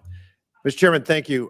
Coming into this very important hearing, I suspected that Democrats would claim illegal immigrants pose no danger and would frame them as a sympathetic victim class completely glaze over the tremendous financial burden that mass unlawful migration places on the shoulders of the American taxpayers. And furthermore, they would completely ignore the grave dangers that violent criminal illegals pose to all Americans. It would be, Democrats would use spin and deflection and woke wonderment and delusion, and some would even blatantly lie. And as they so often do, the left did not disappoint. The first claim that we heard was there were ICE agents ripping adorable children off adorable school buses. It was a myth and it never happened. And what was the source of this Democratic claim? One letter written by one superintendent in a country of 13,000 school districts. And that letter said that this may happen. Well, I may start a business with flying monkeys delivering you fruit salads. I may, but it never happened. And the case in point, it was Alice ISD. And Mr. Chairman, there was another letter that Alice ISD sent, and I'm going to quote it. It said, "We have not had any Customs and Border Patrol enter or board buses, nor do we have any knowledge of it happening here or in any other school district." It was a spin, it was deflection, and it was a lie. Now, the most important thing that any elected official should focus on is to keep our citizens safe. voicemail system. There's no greater calling. Mayor Johnson, is Chicago a safe city? We are a safer city since I've been in office. Crime Safer is city. down. Okay, sir. Crime is down Sir, do you over know 20%. that, sir, no, you're not just going to this year overtalk. alone. Mr. Chairman, I reclaim my time. You're not going to overtalk me. Brandon's, he was very nice and he's a freshman. Not going to do that. In 2022, I find it interesting that you say Chicago's safe. You have a higher murder rate than Haiti. And the Biden administration put up a travel advisory saying to Americans, don't go to Haiti. I hope that the Trump administration puts up a travel advisory saying, don't go to Chicago. In fact, the Haiti had a murder rate of 18.02%. Chicago has a murder rate of 18.26%. I can see why, sir, you have a 14% approval rating. Mayor Wu, you're a Democrat, yes? Yes, Okay. You supported the Biden-Harris administration politically? I did. Yeah, okay. Do you think that they took border security seriously? I think Washington failed on immigration and continues to do so. So let me ask that again. Did you think the Biden administration took border security seriously? I think Washington It's a failed. yes or no? It's not a trick question, Mayor. I think there's responsibility across this entire. Come on, we can eke it out of you. Yes or no? Did Biden administration, did Biden Harris do a good job? You were supporting Kamala Harris, so apparently you must have thought she was okay on it. Washington. Okay, has so you're not failed, going to answer. and Well, we here's are the thing. cleaning up We can the deal with pieces delusion. at cities. No, Mayor, I'm going to reclaim my time. We can deal with delusion or we can deal with data. So let's talk about some data. Under the I find this interesting. Under the 12 years that Barack Obama and Donald Lex Trump was were good, president, man. there were 460,000 illegal encounters annually on average. Under Joe Biden, it was 2,641,000. It was 600% worse. Mayor Wu, you would agree with me, I hope, on this. Vladimir Putin's a bad hombre, and he rules over an authoritarian regime, yeah? Yes. Bipartisan agreement. Wonderful. There were, under President Trump's first administration, 98 Russian nationals that were apprehended on the southern border entering the country illegally. Under Joe Biden, it was 127,415, 130,000% worse. Terror watch list went from 11 under President Trump to 382. That might be one of them calling right now.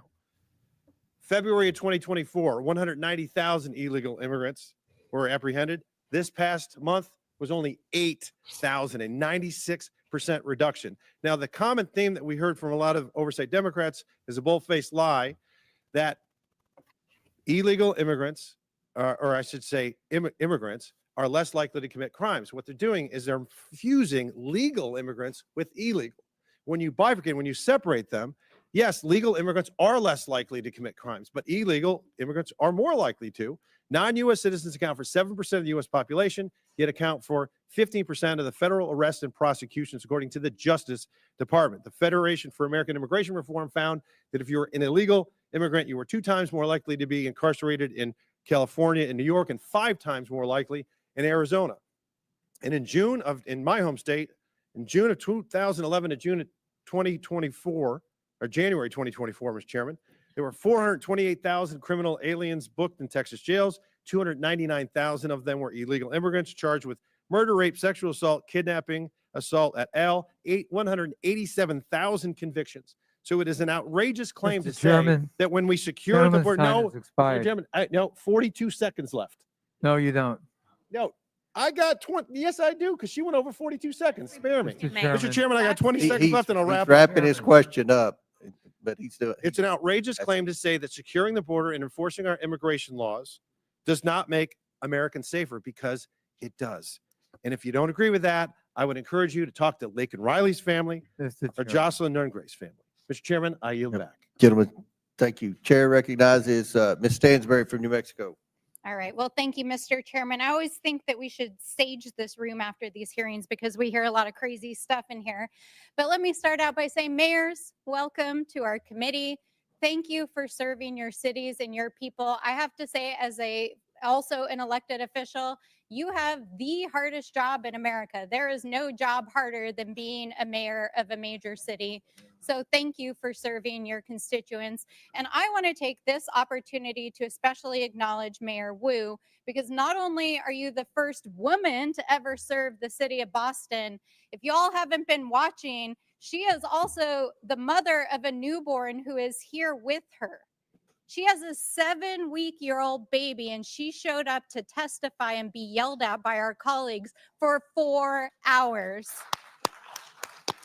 So I say to you, Mayor Wu, may your daughter grow up to be a fierce leader like you. Thank you.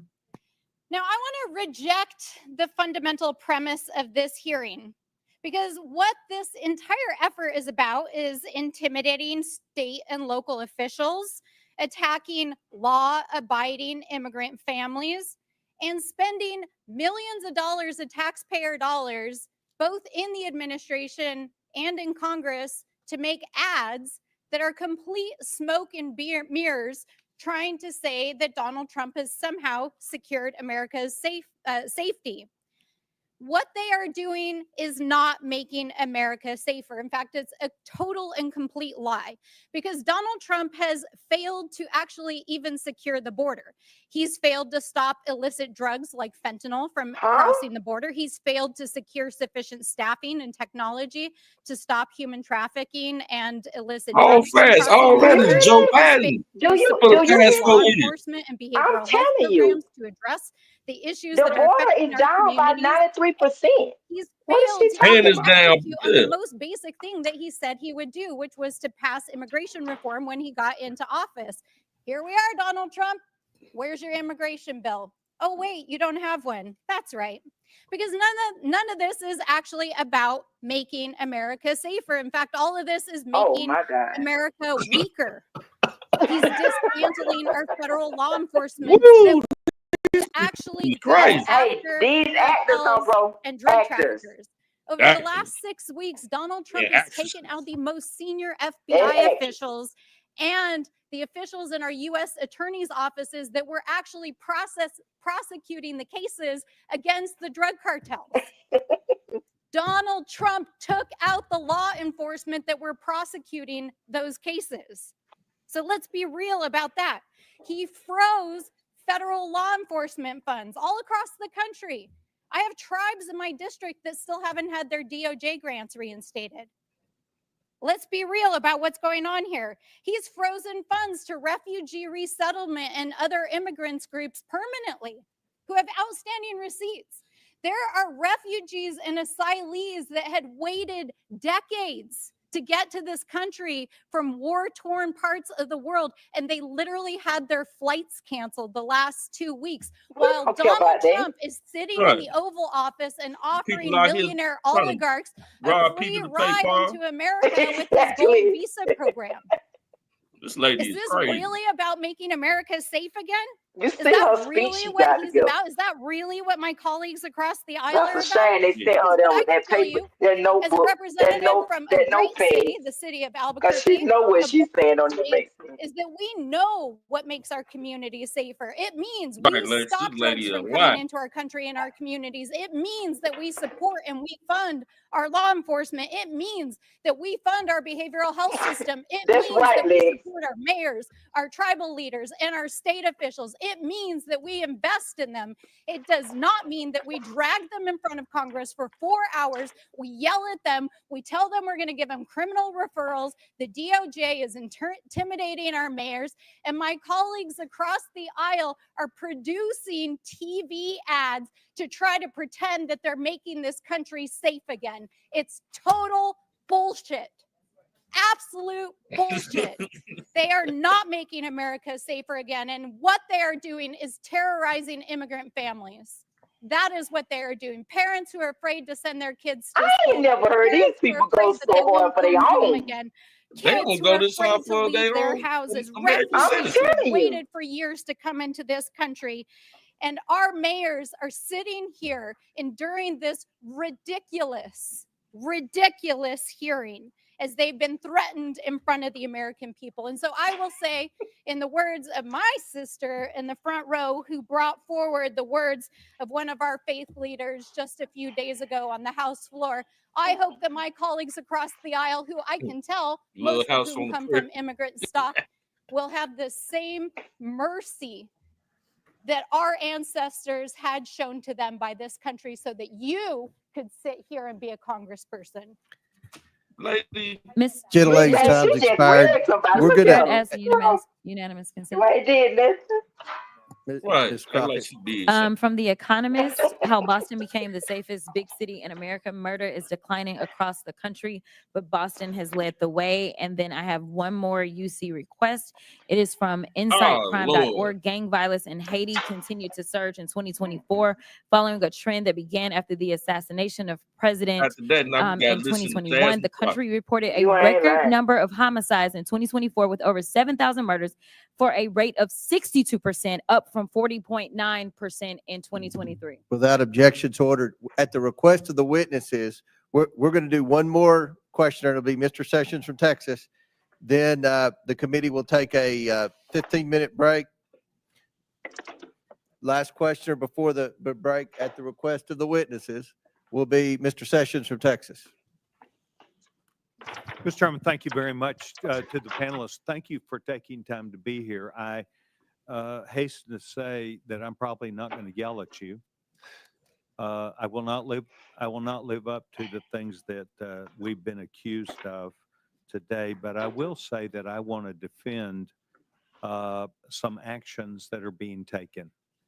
I remember a few years ago when Boston had 2 illegal aliens who were they were known as criminal aliens, but they were known as on the watch list. They created a bomb that went off at the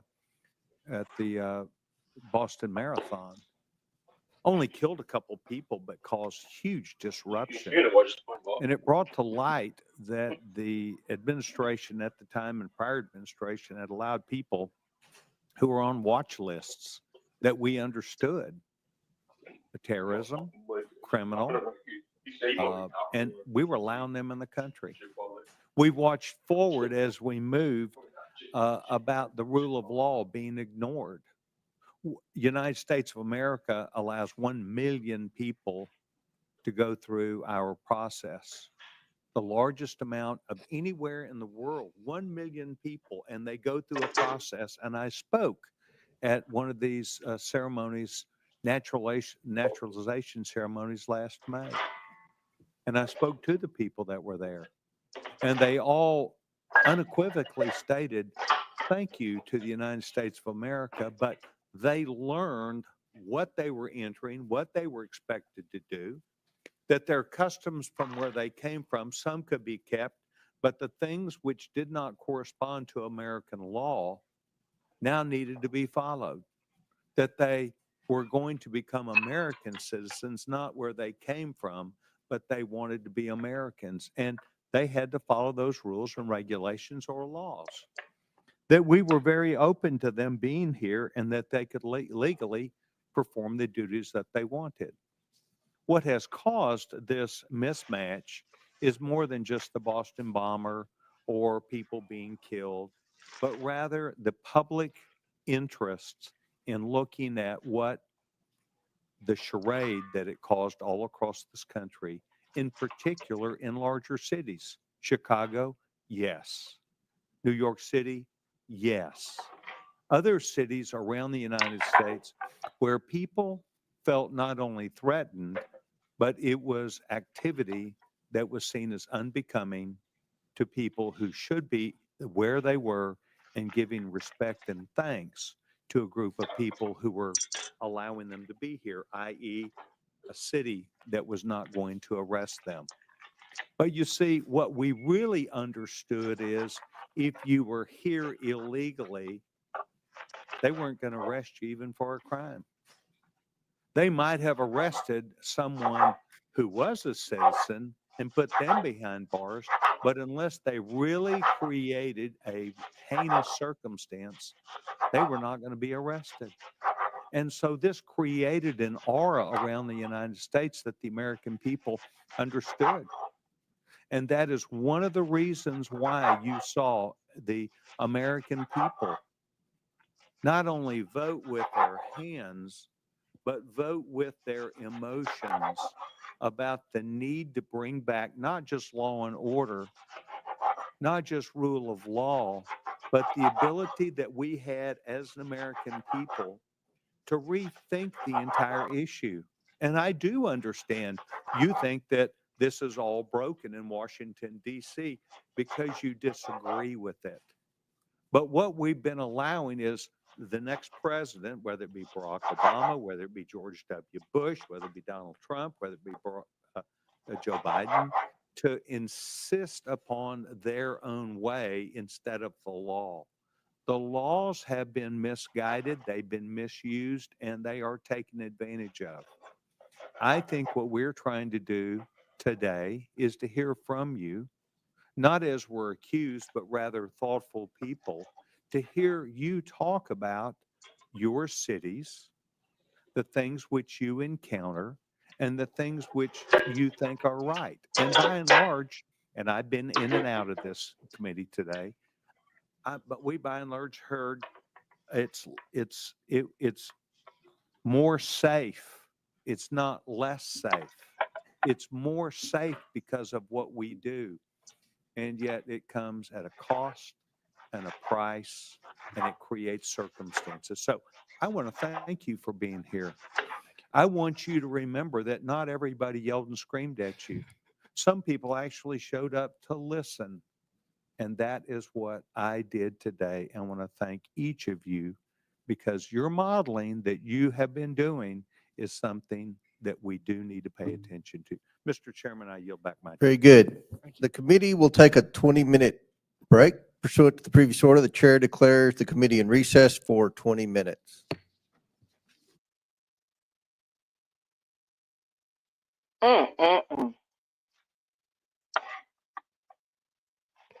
Yeah, sis. I don't know.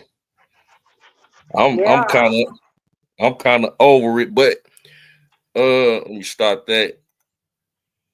I got another video that I think Nishi was telling me about, a lady that was doing some, was giving the mayor some words on Fox. So I'll try to share that one right quick. While they doing that. But it's just crazy to hear how people How they crazy. think, but our jail system and prison systems are overloaded with American citizens, but these people can come over here and there's no repercussions for them. That's crazy. People in prison for just the pettiest crimes. Mm-hmm. They don't, we don't get no, like you said, how that woman was going so hard. It's like we don't even go that hard for our own citizens. What? Don't even go that hard for our own citizens. I told you that money bag stopping with them. You can tell it because they is really in their feelings, and it's to the point where now they ain't even making sense. If you listen to the things they say, it makes absolutely no sense. Mm-hmm. Yeah, so I'm gonna check this video out right quick.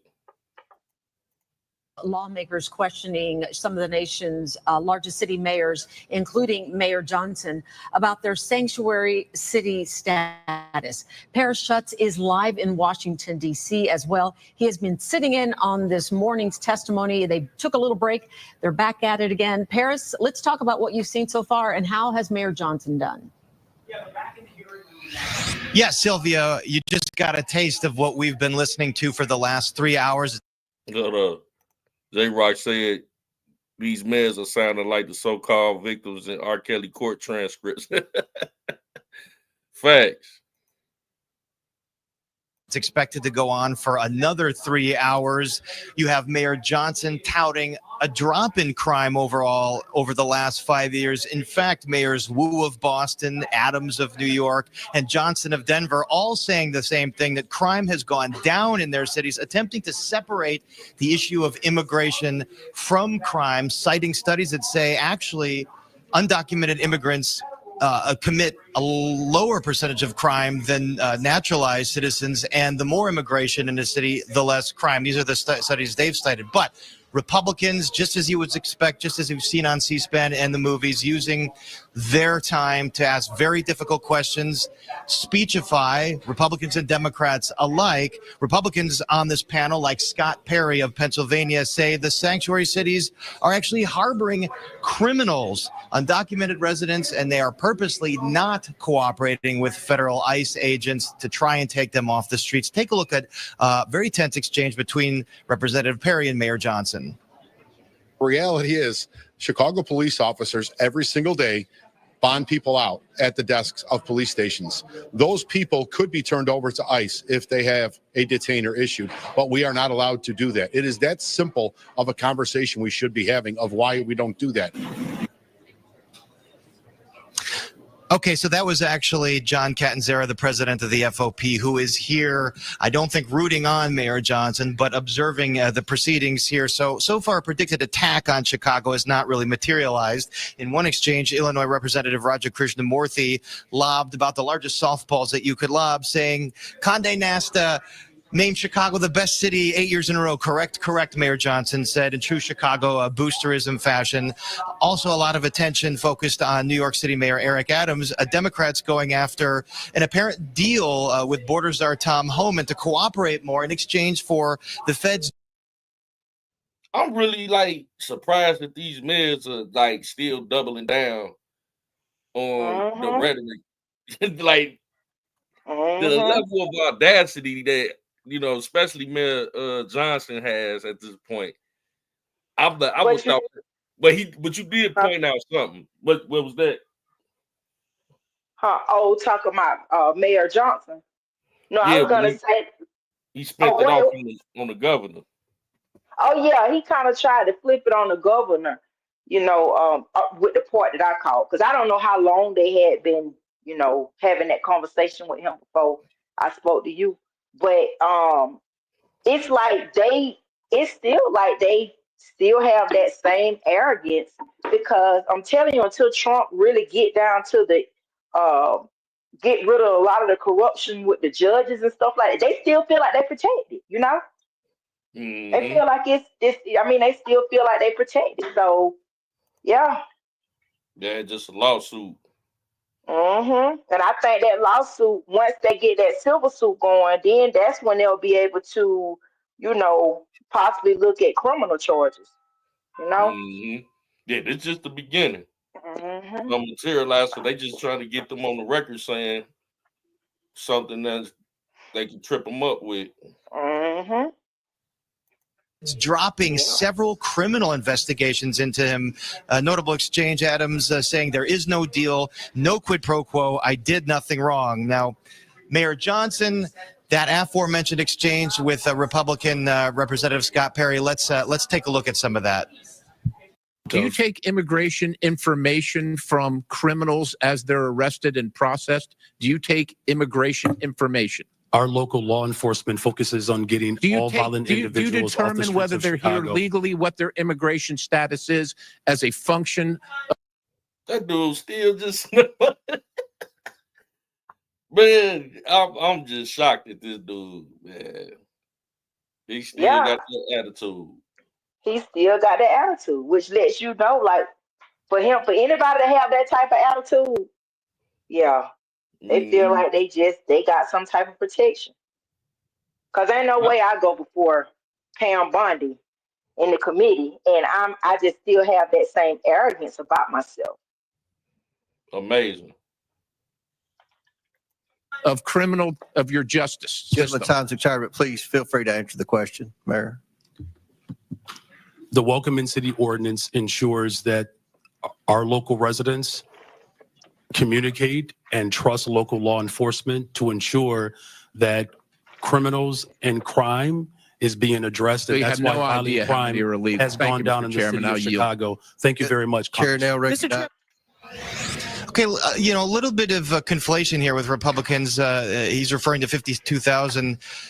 There's a difference here. Asylum seekers do have legal status, and those are asylum seekers he's referring to being. That part right there. I told you. Yep, I told you when we first started when I sent it to you, told you about it earlier, that's what he said. He was saying that 52,000 that was that came to the city basically had, seek asylum. So that's why they be so they have that same arrogance, and they be down there to the commissioners meetings and everything, because he said that from at the beginning, like all 52,000 of them. Wow. They had to really push that paperwork through to even make that possible for 50. And that's why Trump need to go back, and I'm sure he's gonna audit that too. I'm sure he's gonna audit that. He had that Superman cape on for those who will change on him like Harvey Dent. Yeah, he definitely got the cape on for these illegals. It's crazy. They going all the way to Congress with this. I support illegal immigrants. Like I'm blown away by his arrogance. I thought he'd have been over there looking like have mercy on me, but he's still doubling and tripling down. Bus to Chicago. That is different from undocumented immigrants that have crossed the border illegally, as some say.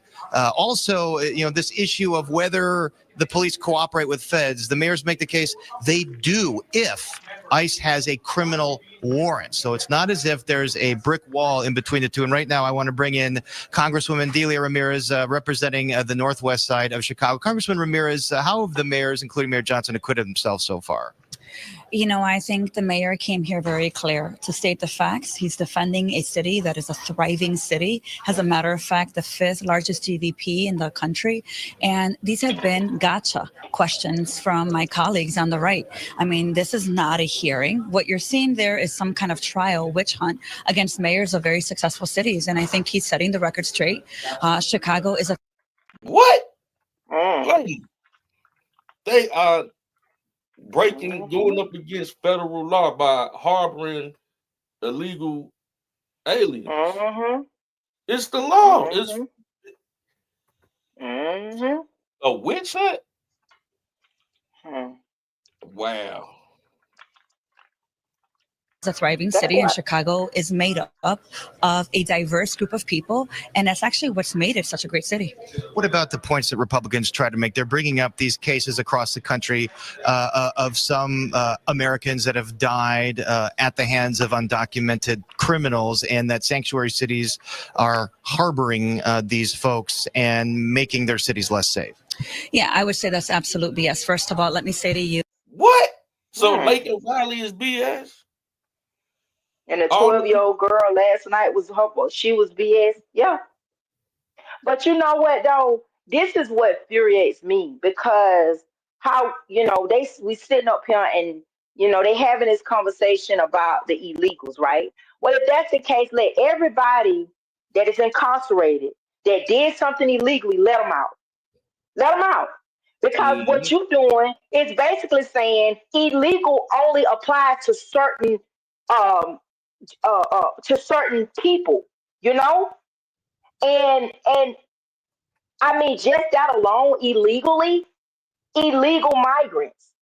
Right. If it's illegal, it's breaking the law. People are in prison and jail now for doing illegal things. Exactly. So if they're illegal, by definition, let everybody out that's in prison that did something illegal. Thank you. Because it's hypocritical to say that you push this for illegals, but you don't support somebody that's an American citizen that has, committed a crime or they did something illegally.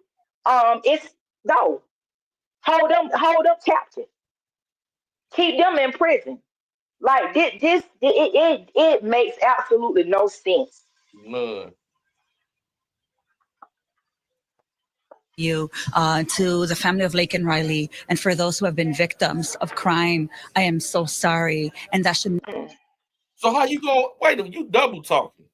How you gonna sit up there and say it's BS, but then you so sorry about what happened with Laken Riley and all the other people that been R-worded or unalived by illegal immigrants that shouldn't even have been here? Exactly. Should never have happened, and we should do everything in our power to ensure that safety is obviously a priority for all of us. But they decided to take one or two instances and criminalize an entire group of people. These are women, these are children, these are people that have been contributing to places like Chicago. No, just because they haven't committed a violent crime, they still illegal. But to say that they have contributed what? If anything, the citizens of Chicago, they're literally forced to take care of these migrants. They haven't contributed anything. If anything, they're getting all the benefits that Chicagoans, they can't get. So how can you say that these people are like, that's crazy. If I feel like those this, as taxpayers should have the option to want to contribute to, if y'all gonna keep them here. Thank you. Then the burden should be on all y'all Democrats to pay for them to be here. Pay for them to be here. That's it. Stop all of that. Yeah. Then they wouldn't like that. No. That's why everything that they say that they support and that they want, then they should be made to pay for it. That's just like the transgender back. If my taxpayers' money shouldn't go to that. Let them, whoever support that, let them pay for it. Let it come out of their check. Exactly. But for us Americans, it's like we're forced to take care of and do things that we don't have, we don't have any control of it. And you want to talk about slaving, that's literally slaving. You're telling me I got to, my hard-earned money that you taxing me for, and my taxes going up on my house, my insurance going up because of the migrant crisis that we've had. I'm forced to take care of them. That's why I told you, it make you feel like we're in another country. We're not in the USA. We're in their country. Like we in somebody else's country, and we are, they treating us like we the illegal immigrants. Yeah. It's crazy. That is crazy. These people, and it's like should be like it's so cut and dry. The law, I seen one of the congressmen, he actually pulled up the actual law where it says this is against the law, what y'all doing. Harboring criminals, Chicago for 20, 30, 35 years and have never committed a crime in this country. What's at stake here? One of the Republican congressmen mentioned a bill floating around Congress that would defund cities like Chicago if they're spending money on undocumented residents. How much would that mean for Chicago? Paris, let me first start by saying to you that over $100 billion, that's actually how much undocumented immigrants working in manufacturing, hospitality, pay to the federal government, into Social Security, into Medicare every single year. These mass deportations that President Trump is talking about would actually impact revenue for the federal government. Number two, let me also say to you that so much of the business fabric of cities like Chicago and New York, our communities are dependent on immigrant contributions. And so it's going to devastate, because for every single dollar that Chicago sends to the federal government, that gets from the federal government, we send back $6. We actually send back more 6 times than what we get back. And I think that for the federal government, we should be asking ourselves, you're going after the cities that actually. But see, we don't want to hear that. You've been sending all that money to Ukraine. Don't nobody want to hear that. Nobody want to hear that. And you wouldn't need to borrow so much money if you ain't had these illegal immigrants you had to take care of. You wouldn't need to borrow so much money if you weren't sending Zelensky all that money over there to Ukraine. Simple. I really like it. I didn't know that the people that sit up here in Congress that make the decisions for the rest of the world were this stupid. Like, these people are idiots. Like, the people that sit in these seats in Congress don't have the common sense God blessed them with to be born with. And you hear some of the stuff these people be saying out their mouth, it's like, really? It's like it don't make sense. Like, you don't even make sense. Like, do you actually hear what you're saying? Dog. This lady, man, sound like she just man just ate a Democratic cheeseburger for breakfast and drunk some Democrat juice for lunch. I'm telling They you. fund Social Security, Medicare, and so much of the federal government when instead you should be supporting them. Well, the residents of Chicago would say, you know what? You're the federal representative. Get that money back for the city. Paris, I'm going to fight like hell to get that money back. The idea that we voted on a budget resolution that would defund Medicaid when our hardworking Chicagoans are paying into it is disgusting. We, Congress, need to actually. Man, here they go with this Medicaid. Ain't nobody Medicaid went nowhere. They keep just saying this whole defund Medicaid. And man, everybody's still going to the doctor, still going to the dentist, just like they was any other president was in office. actually exercise our authority. All right, Congresswoman Delia Ramirez, a lot going on. Of course, you were up late with us watching the president's joint address last night and now this marathon hearing. Thanks so much for joining us. So, Sylvia, so much going on, a lot of buzz in the nation's capital right now, again, because of the joint address last night where President Trump did talk about enforcement of immigration, how the border crossings have really plummeted under his watch. Some of the Republicans in here saying, you know, all we needed was a new president to. You see, now he just said, remember the lady was sitting up there, he ain't securing the border like he said he was. He ain't secured the border. And they just said it plummeted. Well, what's the percentage? What'd you say? It's 93%, 93% that it went down since Trump got in office. These people be lying and they be just be lying. They be lying. I'm finna, Man. hey bro, I'm finna go out and come back in, okay? Cause my my headset disconnected and it won't allow me to connect back. So I'm gonna come back. Oh, okay. I'm probably gonna be finishing in a second. I'm gonna let this play out. Okay. We coming up on 2 hours. Okay then, bro. Okay. Okay. To enforce immigration law, ripping President Biden's stewardship of this issue. I think one of the most tense moments came from Louisiana Representative Clay Higgins, who suggested perhaps these mayors should go to jail. He's saying they are themselves violating federal law. He's saying federal law supersedes local law on this thing, and these cities have to follow immigration law. So a lot more to come, and we're going to bring it all to you all day, Sylvia. Yeah, so more questioning taking place right now as we speak, as we look at some video here. But I wanted to ask you, overall, you have these mayors who are answering these questions, including Mayor Johnson. I understand a lot of work was done before Mayor Johnson took that seat. He was getting counseling and coaching from people who have been in this position before. Tell us.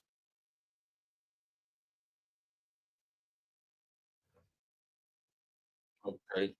So they back to the meeting and they got Jasmine Crockett talking. So I'm gonna share that right quick. Go back to the hearing.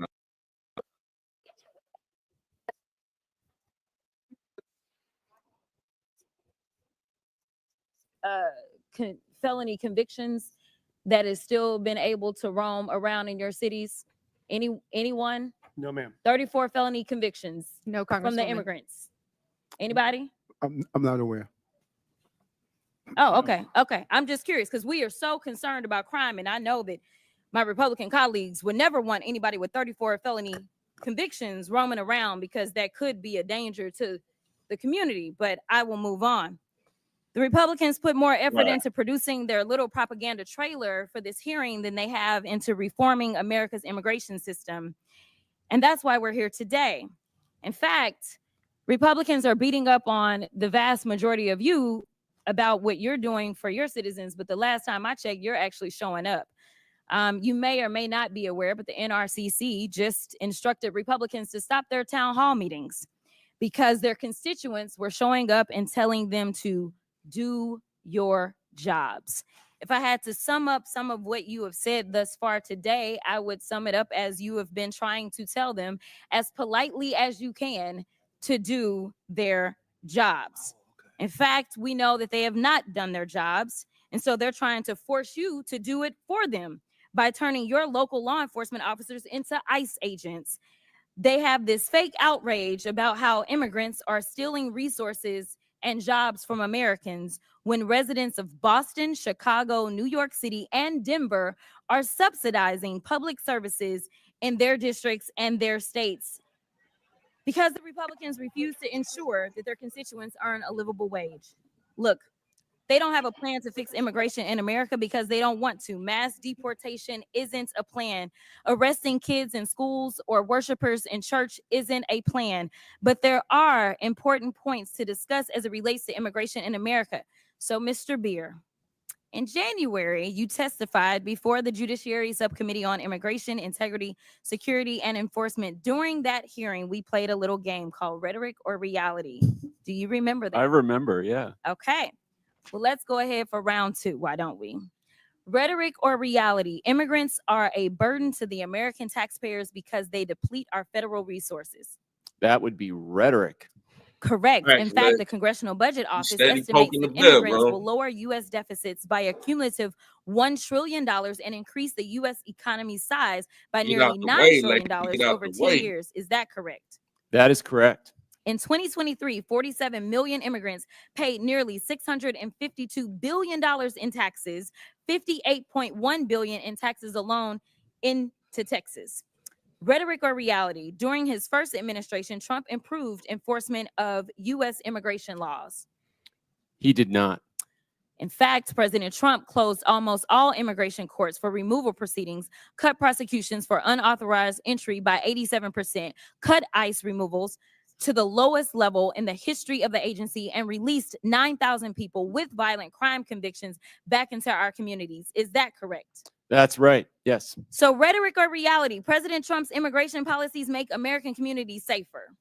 No, they don't make communities safer.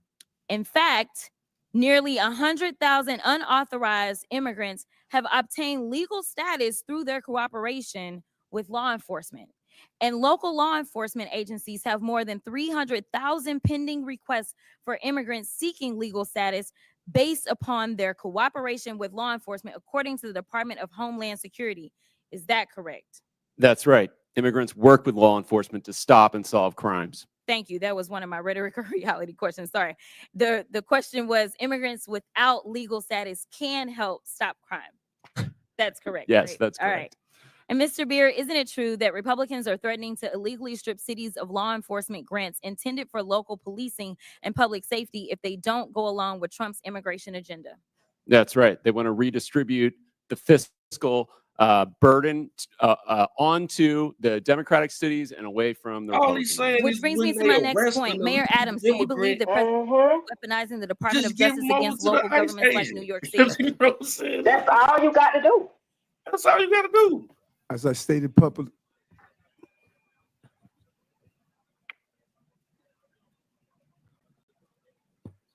But they rather take the ICE agent, thank you for the question. And as I take the ICE indicated agent around the previously, community to go look this for 'em. case is in front of Judge Holm, and I'm going to allow the judicial process to go forward.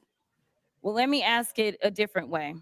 There was a quote from Mr. Well, he had to get advice. So can I just get a What's that? He was getting advice. So can I get a little bit of time? I didn't interrupt while he was getting advice. Go ahead. Okay, this is the last one.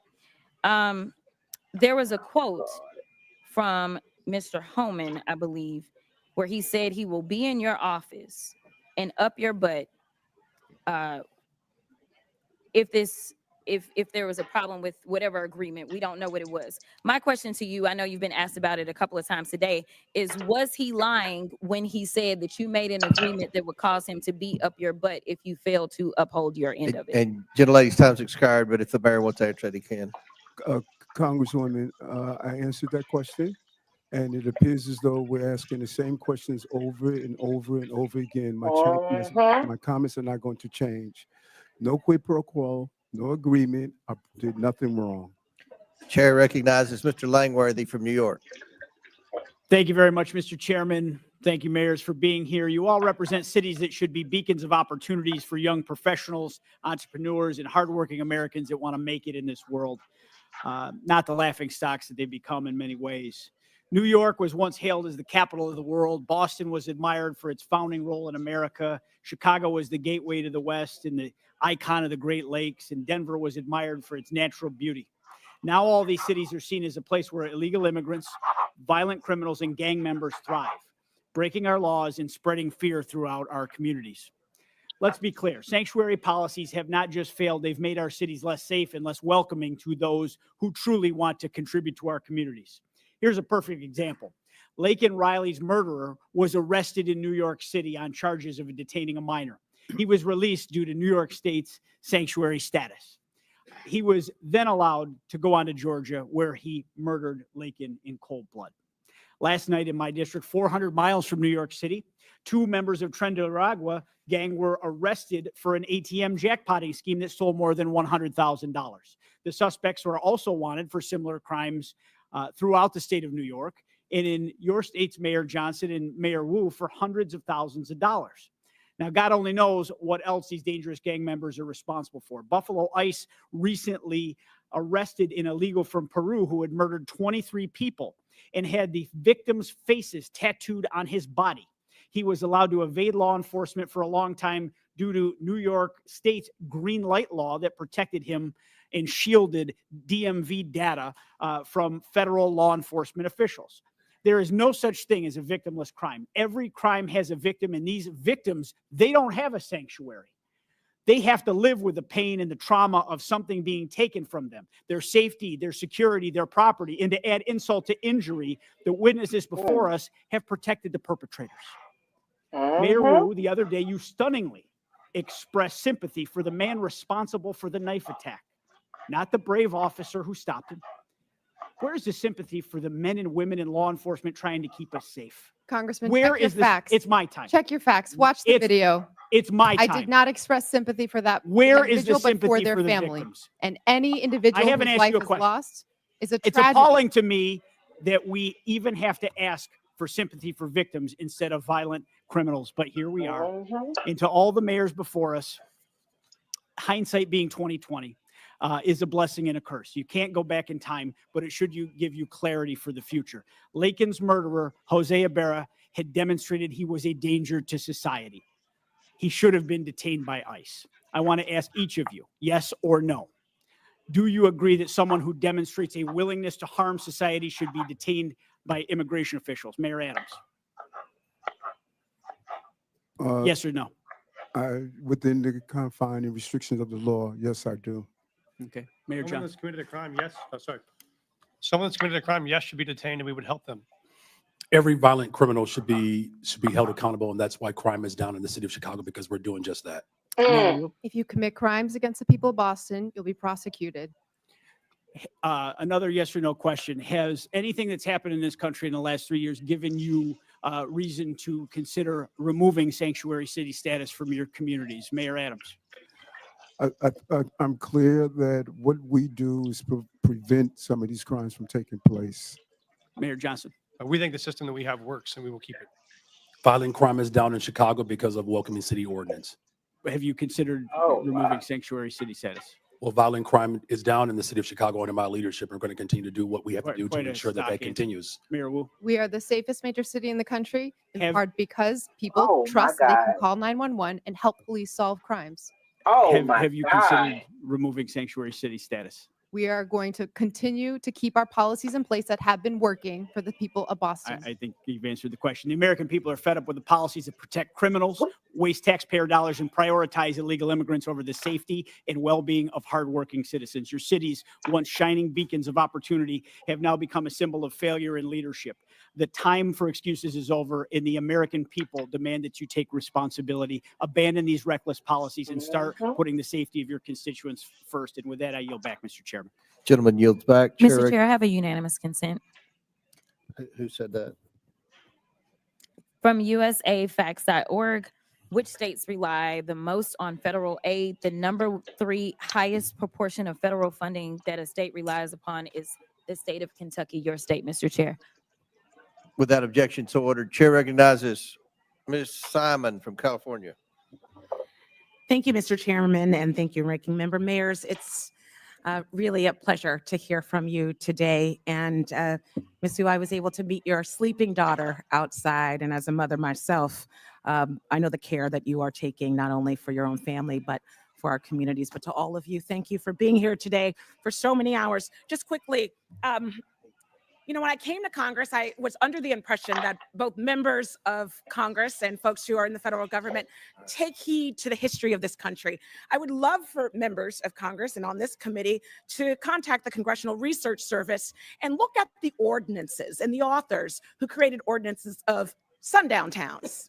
That animus is almost mirrored with the conversations today about our immigrant communities. So when you get in your Uber and when you talk to your nurse and when you go home, I want you to look in the face of the folks that you are disrespecting today. The real crisis is a crisis to me and many who study this issue for a career. It's a broken asylum system. Right now, 3.7 million folks are in this country waiting, and they have waited years, meaning these folks fleeing violence for years are waiting for an immigration system that works, that is not on the duty you don't of even these go this mayors. It hard is for our your job, own it's the federal government's job are these to create an asylum system that honestly purports what we say on the base of the Statue of Liberty, and let's get that work done. Don't blame our mayors who are supporting young people and elders and bringing in federal dollars for health care. I want to yield my time to the gentle lady from New York, Ms. Cortez. I thank the Congresswoman. I'd like to start with some questions prior to my recognized questions. Mayor Adams, on January 31st of 2025, your attorneys met with federal prosecutors regarding the charges of bribery, campaign finance fraud, and conspiracy against you. Were you aware of this meeting prior to its occurrence? Congresswoman, Microphone, please. I'm sorry. As I stated to your colleagues, and I'm going to continue to state because we're asking the same question over and over again. This is a new question.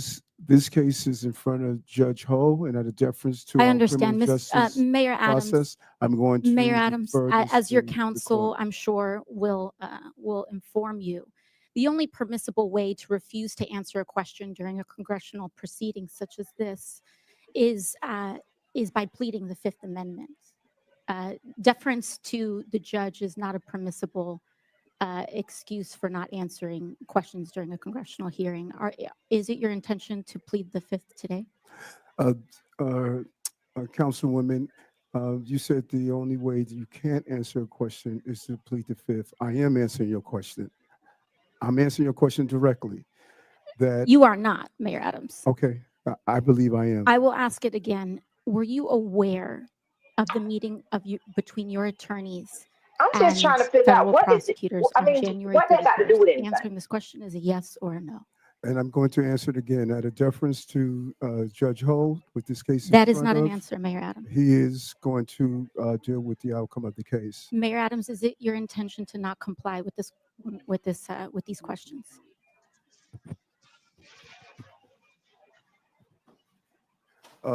As I stated, I'm answering your questions, and what you're doing, let's be clear on, you're asking me about communications between my attorney and I. And I don't Okay, think I'll that move is on to the next appropriate question. If to it's be about- if asking a it's- question if it's between about- my attorney and I, because we are in a country of law and order. I understand. And your So, Mayor relationship Adams, and who communication is with your your attorney should be respected. Who is your attorney? Alex Spiro. Alex Spiro, thank you.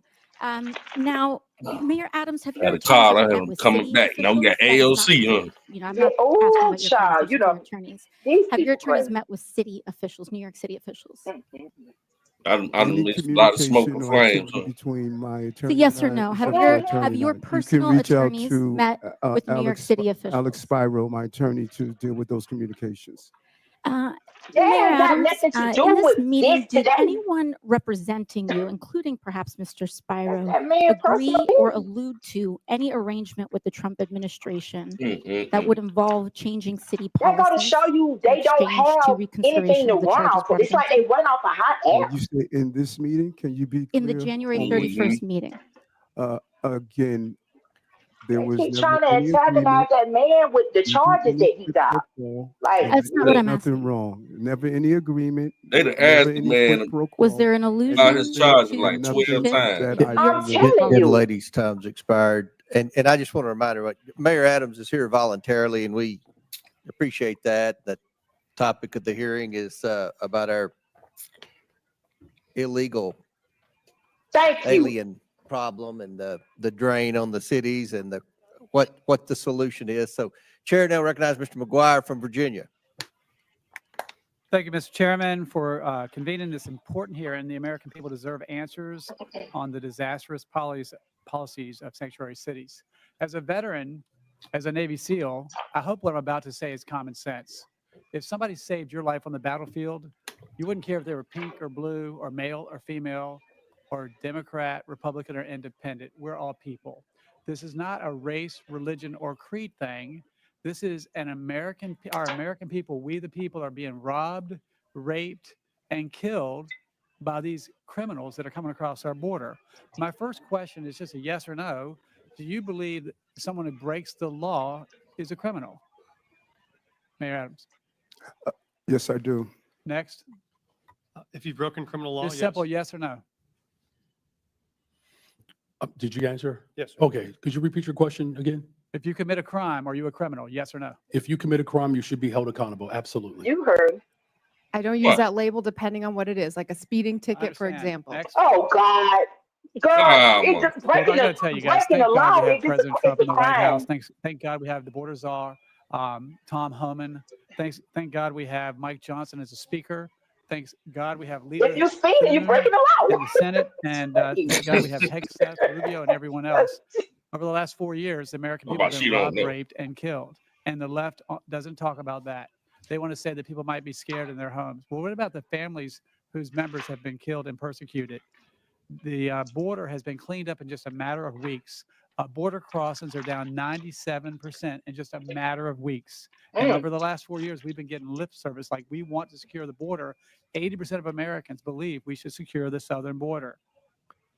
We are all elected leaders, and I assume you all sought these positions to help your citizens improve the quality of life in your city. It appears to me that left-wing activists want to create wedges in our society and cause the mayors of our great cities to ignore the oath of office and to support rule of law. Each of you took an oath that included an oath to support the Constitution of the United States, correct? Yes. Yes. Yes. Are you aware that Article 6, Section 2 makes laws of the United States supreme, known as the Supremacy Clause? Is everybody aware of this? Yes. I'm shocked Yes. that you all, as elected leaders, flaunt violating federal laws as if you are running a political campaign.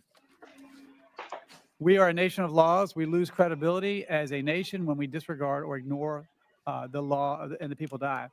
As of July 24th, there are more than 660,000 illegal aliens from criminal backgrounds roaming the United States. It is estimated that a total added cost of illegal aliens nationwide is $150 billion per year since the start of 2023. The federal government has spent more than $1.45 billion reimbursing local jurisdictions and non-governmental organizations that provide travel, shelter, and other service to illegal aliens. What about homeless veterans that are living on the street? What about Hurricane Helene victims that are still suffering in North Carolina? What about those folks that are suffering from the forest fires in Los Angeles? Thank you. Chicago has spent over $639 million. Denver spent over $365 million. Boston is spending potentially, well, about $1 billion annually. And New York City estimates it could potentially spend $12 billion on illegal aliens from 2022 through fiscal year 2025. If you were the president and you found that your cities were spending billions of dollars against the interests of your citizens in violation of the Supremacy Clause, don't you think you would have cause to consider withholding federal funding? Yes or no? No answer? No, because we've not violated any federal law. Yes, you are making the taxpayers of this nation foot your bill for your potential whims that you don't agree with is wrong, and that is getting people killed. Mayor Wu, in the Boston area alone, Tom Homan said there are at least 9 accused child rapists. That is who inaccurate. That is authorities- false. My time. That is false. Local I'd like authorities to see the refuse to facts turn on over that. Again, US put him under Immigration oath and ask the Customs questions Enforcement. here. How could you do that to your citizens? It sounds like you care more about your politics and the safety of your citizens. Imagine the parents of those children abused by someone you all released into society. Congressman, our It safety could have been statistics are prevented. the lowest in the country, In my lower than your district. A little girl was age 14, was raped by an illegal alien. He was released from jail 4 times because it seems in a lot of you guys on the left, you believe that criminals are good, police are bad, and no one cares about the victims. This horrific crime was avoidable, but it was sanctuary policies like yours that allowed the offender to travel to the U.S. and end up in my district. And with that, I yield. Somebody Gentlemen, yield. Chair recognize Mr. Min from California. Thank you, Mr. Chair. I want to take a moment just to note that once again, this committee is failing to do its job and actually exercise oversight in the way it should. My phones are ringing off the hook with people who are angry as hell about what they see as the rampant corruption of this administration, the illegal activities of Elon Musk and Doge, and the massive cuts to Medicaid that Republicans voted for last year. Oh my God. Literally not one person has called to ask about the immigration enforcement Oh, yeah, priorities one more of the cities I represent, about let some alone Boston or Medicaid. Chicago. This hearing is an attempt to distract from the actual waste, fraud, corruption, and abuse that is happening at unprecedented levels in this country right now. So thank you to the witnesses. I want to start off with a few simple yes/no questions for y'all. First, please raise your hand for the mayors if you are aware of any laws or policies that prevent federal authorities from enforcing immigration in your city. Okay, no hands are raised. Please raise your hand if you're aware of any cities or states in America that have laws or policies that prevent federal authorities from enforcing immigration law. Any cities or states. Okay, I just want to know for the record again, there are no hands up. And as your answers make clear, this whole sanctuary city, quote unquote, debate is a sham. There's no place in America, not one, that actually provides sanctuary from federal law, period. The real issue here is whether state and local governments should spend scarce taxpayer dollars to help the federal government enforce its immigration priorities.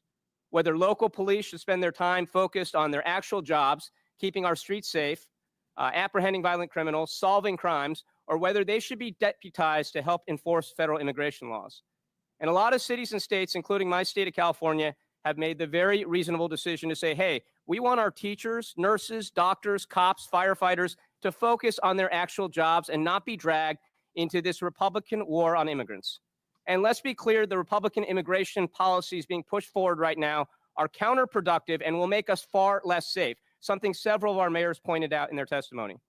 Look, I support a 100% ban on all illegal border crossings, but the reality is we already have over 10 million people here in this country without proper immigration status, many of whom have been here for decades. And if you have ICE agents patrolling our courthouses, police stations, and hospitals, that means that those undocumented immigrants are not going to go anywhere, but they are going to stop reporting crimes or seeking medical care, and this makes us all less safe from the rapists and murderers out there. Now, recently, my Orange County Sheriff, Don Barnes, a staunch conservative, issued a statement outlining his position on immigration enforcement. And here's what he stated. The Orange County Sheriff's Department does not enforce federal immigration law. It is not part of our primary mission, and we remain focused on violations of state and local laws. The department will provide for your safety and respond to your calls for service, regardless of your immigration status. We do not and never will ask the immigration status of victims, witnesses, suspects, or those who call to report crimes. We enforce state and local laws equally without bias and without concern for your citizenship. Now, I actually think this is a pretty good summary of what each of you are describing happens in your cities, a situation where the federal government enforces immigration law while states and local authorities enforce state and local laws, and it makes a lot of sense. I don't know what my colleagues on the other side think, but I don't want my police focused on immigration status and asking people about that. I want them focused on preventing violent crimes. But with that, I want to shift gears to address Mayor Eric Adams. Mayor, as has been well discussed in this committee, you are the first sitting mayor in modern New York City history to be indicted while in office. Last year, of course, you were charged with numerous felony counts for soliciting and accepting bribes for nearly a decade from foreign nationals, businessmen, and others, including illegal campaign contributions and luxury travel. On February 10th of this year, the Trump Justice Department instructed federal prosecutors to drop charges against you. This decision caused 7 federal prosecutors, including a Trump appointee, to resign because they believed this was such an enormous miscarriage of the rule of law and law enforcement.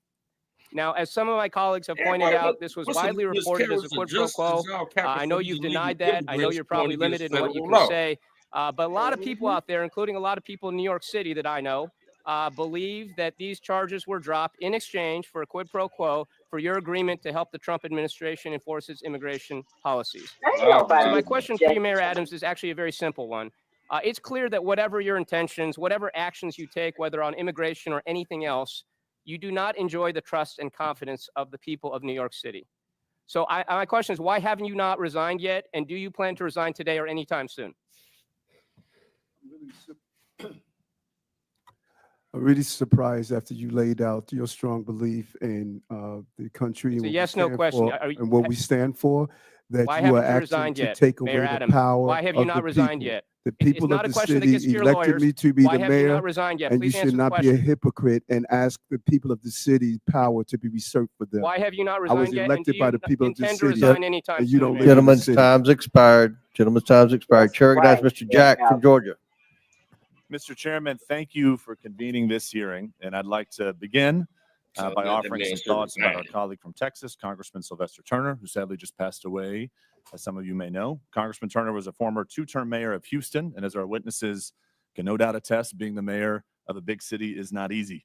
Congressman Turner was a member of our freshman class, and his office is right next to mine in the Longworth House Office Building, and as such, I had an opportunity to walk with him to and from votes, found him to be an incredible gentleman with respect and courtesy. My colleagues across the aisle, particularly the freshmen, knew Congressman Turner better than I, so I certainly yield to them on this topic, but I wanted to at least mention my own thoughts for the record. Now, to the topic of today's hearing, I prepared for today's hearing by chatting with some of the mayors from my district, from those who represent just a few hundred to those who represent a few thousand, and I found a common theme of frustration. They, along with me and many other constituents I proudly represent in Georgia's 3rd Congressional District, want to know why policies are in place that benefit citizens of other countries at the expense of citizens of our own country.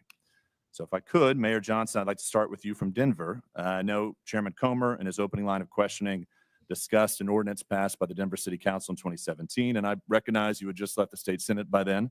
But this ordinance prohibits city and county employees from assisting the enforcement of federal laws or inquiring about a person's immigration status. So I just have to ask, do you see a benefit in learning whether or not someone charged with a crime is a citizen of another country? Thank you, Congressman. I do just want to say Mayor Turner hosted me in Houston when I first became mayor, so that's a powerful statement for me. Thank you for acknowledging it. Thank you, sir. We don't ask someone's status when we first contact them because it's not relevant to whatever charges we may be pursuing. They may list their country of origin on a document that we ask for. It does not indicate their immigration status. They could have legal status but be from another country. Thank you. Mayor Johnson of Chicago, do you see a benefit in asking someone charged with a crime whether or not they're a citizen of our country? The benefit of community safety is trust between local residents and law enforcement, and that relationship is critical to driving violence down. Under my leadership, violence has gone down in the city of Chicago. And Mayor Johnson, if I can ask, have you ever disciplined, fired, or arrested law enforcement officers or correction officers if they notified ICE or other federal immigration officers of an illegal criminal alien in lockup or courts in violation of your sanctuary city policies? Have you ever disciplined, fired, or arrested a law enforcement officer that worked with ICE? That is not, I don't believe that's under the jurisdiction of the mayor. I don't arrest people or. Are there issued memos in which you direct Chicago officers from not assisting with enforcement in immigration law or helping ICE identify folks who may not be here legally? We do have documentation around making sure that the residents of the city of Chicago know their rights. That's important because it builds trust between law enforcement and community. By having that confidence and trust, people are more likely to come forward to report violent crime, regardless of their immigration status. Well, I have to submit to the record, Mr. Chairman, an article from News Nation Now, January 21st, 2025, in which it says Chicago police reminded they cannot cooperate with deportations. And if I may ask, Mayor, are there any memos? Thank you. Are there any memos that direct Chicago police to not cooperate with President Trump's deportation plans? Well, local law enforcement, we're not federal agents. So local law enforcement in the city of Chicago, they do not dub as federal agents.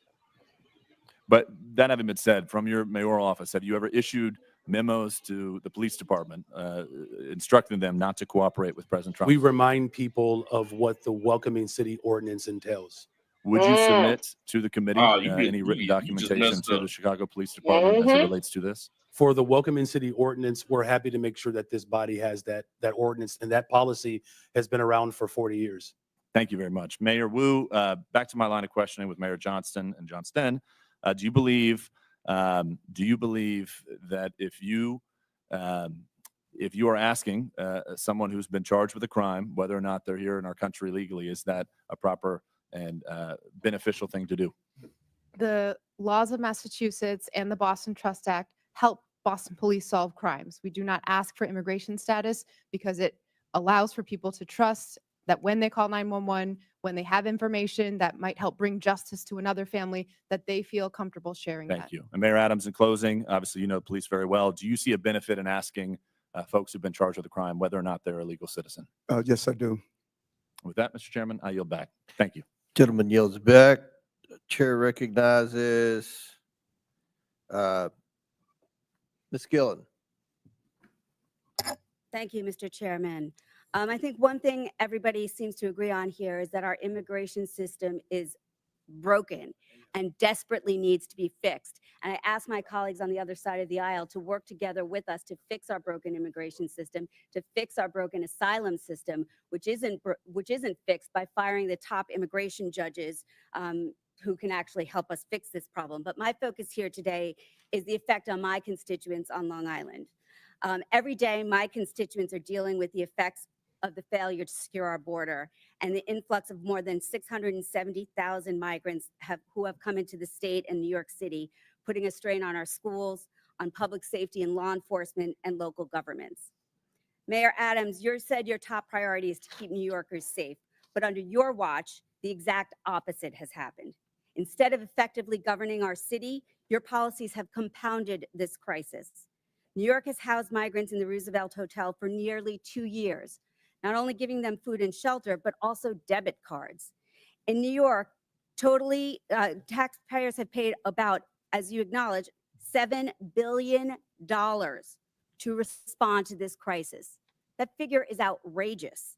And now, instead of stopping the bleeding, you're going back and asking the taxpayers of New York to spend another $1 billion on this crisis.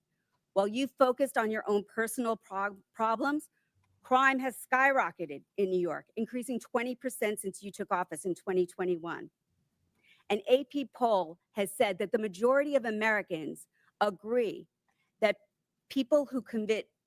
undocumented people who commit violent crimes should be deported, including 79% of Democrats. But what have you done? I was astounded to hear that ICE was prevented, even if they knew there were gang members in the Roosevelt Hotel, from actually doing anything to get those gang members out of there. Mayor Adams, what have you done and what is your answer to the taxpayers of New York for the money that has been spent on this crisis? You raise several things, and there's a level of inaccuracy in some of the stuff you raise. When you look at our crime numbers, I'm not sure where you got those from, but we could give you an accurate account of our crime numbers. Crime has continued to drop since I've been the mayor of the city. We have moved over 20,000 illegal guns off our street. And although we had 230,000 migrants and asylum seekers that came to our door, 189,000 were able to go on to the next step of their journey. We managed a crisis. Congress makes our immigration policies, not mayors. I manage a crisis that was dropped at my door. And I continue to do that every day. And I'm proud of what my team did coming out of COVID and managing this crisis as well. Our city has more private sector jobs in the history of the city. We received our bond rating increase and stabilized. Our city is functioning, and we're going to continue to do the job that I was elected to do. So spending $8 million is $1 billion is a good job. Mayor Adams, what you said today has given me no confidence in your ability to continue to serve and lead our city. But you don't live in New York City. You live on Long Island. You don't vote for me. Mayor, and you should resign. And I said that before you made your deal with Donald Trump. Thank God you don't live in New York City. You live on Long Island. But People the of problems city, New York City people of affect city my elect, constituents people who of work New York in Long City Island, who elected. work in Manhattan, whose kids live in Manhattan, who go to the doctor in Manhattan. Everything that happens in Manhattan affects my constituents, Mayor. I yield back. Would the gentlelady yield to me, please? I thank the gentlelady. My question, Mr. Beer. We've heard a lot about crime. So the overwhelming majority of crime in the United States is committed by undocumented individuals whose immigration status is dubious. Is that correct? No, that's not correct at all. The overwhelming majority of crime is committed by U.S. born Americans. So if I wanted to demonize naturally born Americans, I could cherry pick crime rates from that population and demonize them and dramatize that and use it to smear an entire subgroup in the population. In this case, the majority group. Is that correct? Oh, absolutely. You could look at people with driver's licenses and say, man, they're committing a lot of crime. We should stop issuing driver's licenses to people. I think that's really the sham and the shame of what people are doing in terms of political exploitation of a population this country needs if we're going to grow and protect the social safety net for the future. Thank you. Chair recognizes Ms. Green from Georgia. Thank you, Mr. Chairman. Thank you for coming before our committee today. In the past 4 years, our nation has been invaded by millions and millions of people who have crossed our border. There's also millions of what's called known gotaways. These are people that our government has no idea where they came from, who they are, what they're going to do in our country. And many of these known gotaways could be criminals. They could be part of the narco cartels. They could be terrorists. We don't know who they are, and there's millions of them here. This country has also been the victim of fentanyl. This is a dangerous chemical that comes from China, is made into pressed pills in Mexico and Canada, and illegally distributed into our country by the cartels. On average, 200 to 300 Americans die every single day from fentanyl. Not die, they're murdered. They're murdered. Americans have also been victims of all types of illegal alien crimes. One family in particular, Laken Riley's family, I know them personally, and her death was absolutely horrific.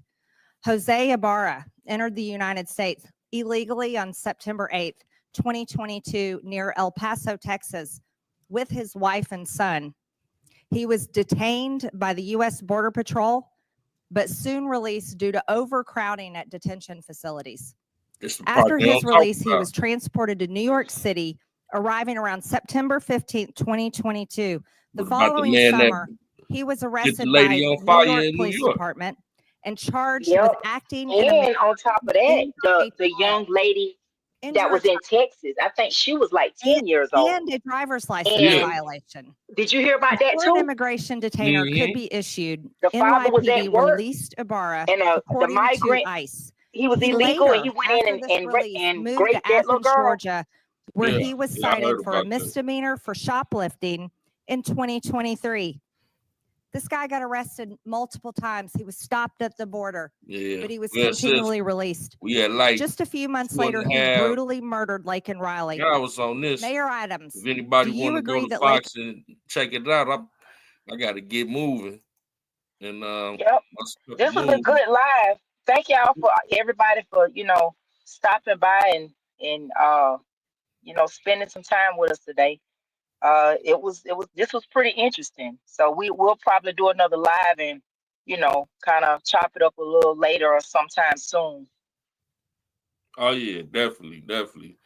Yeah. Well, yeah. Till next time, we'll see you soon. Have a good rest of your day, and we'll be back before you know it. Yep. Have a good day, bro. Love you, huh? Take care. All right, love you too, sis. Have a good day. All right. Yeah. It's the voices for the voiceless. Different points of view and different choices. We the voices for the voiceless. We speak. Voices for the voiceless. Yeah. Yeah. It's the voices for the voiceless. Different points of view and different choices. We the voices for the voiceless.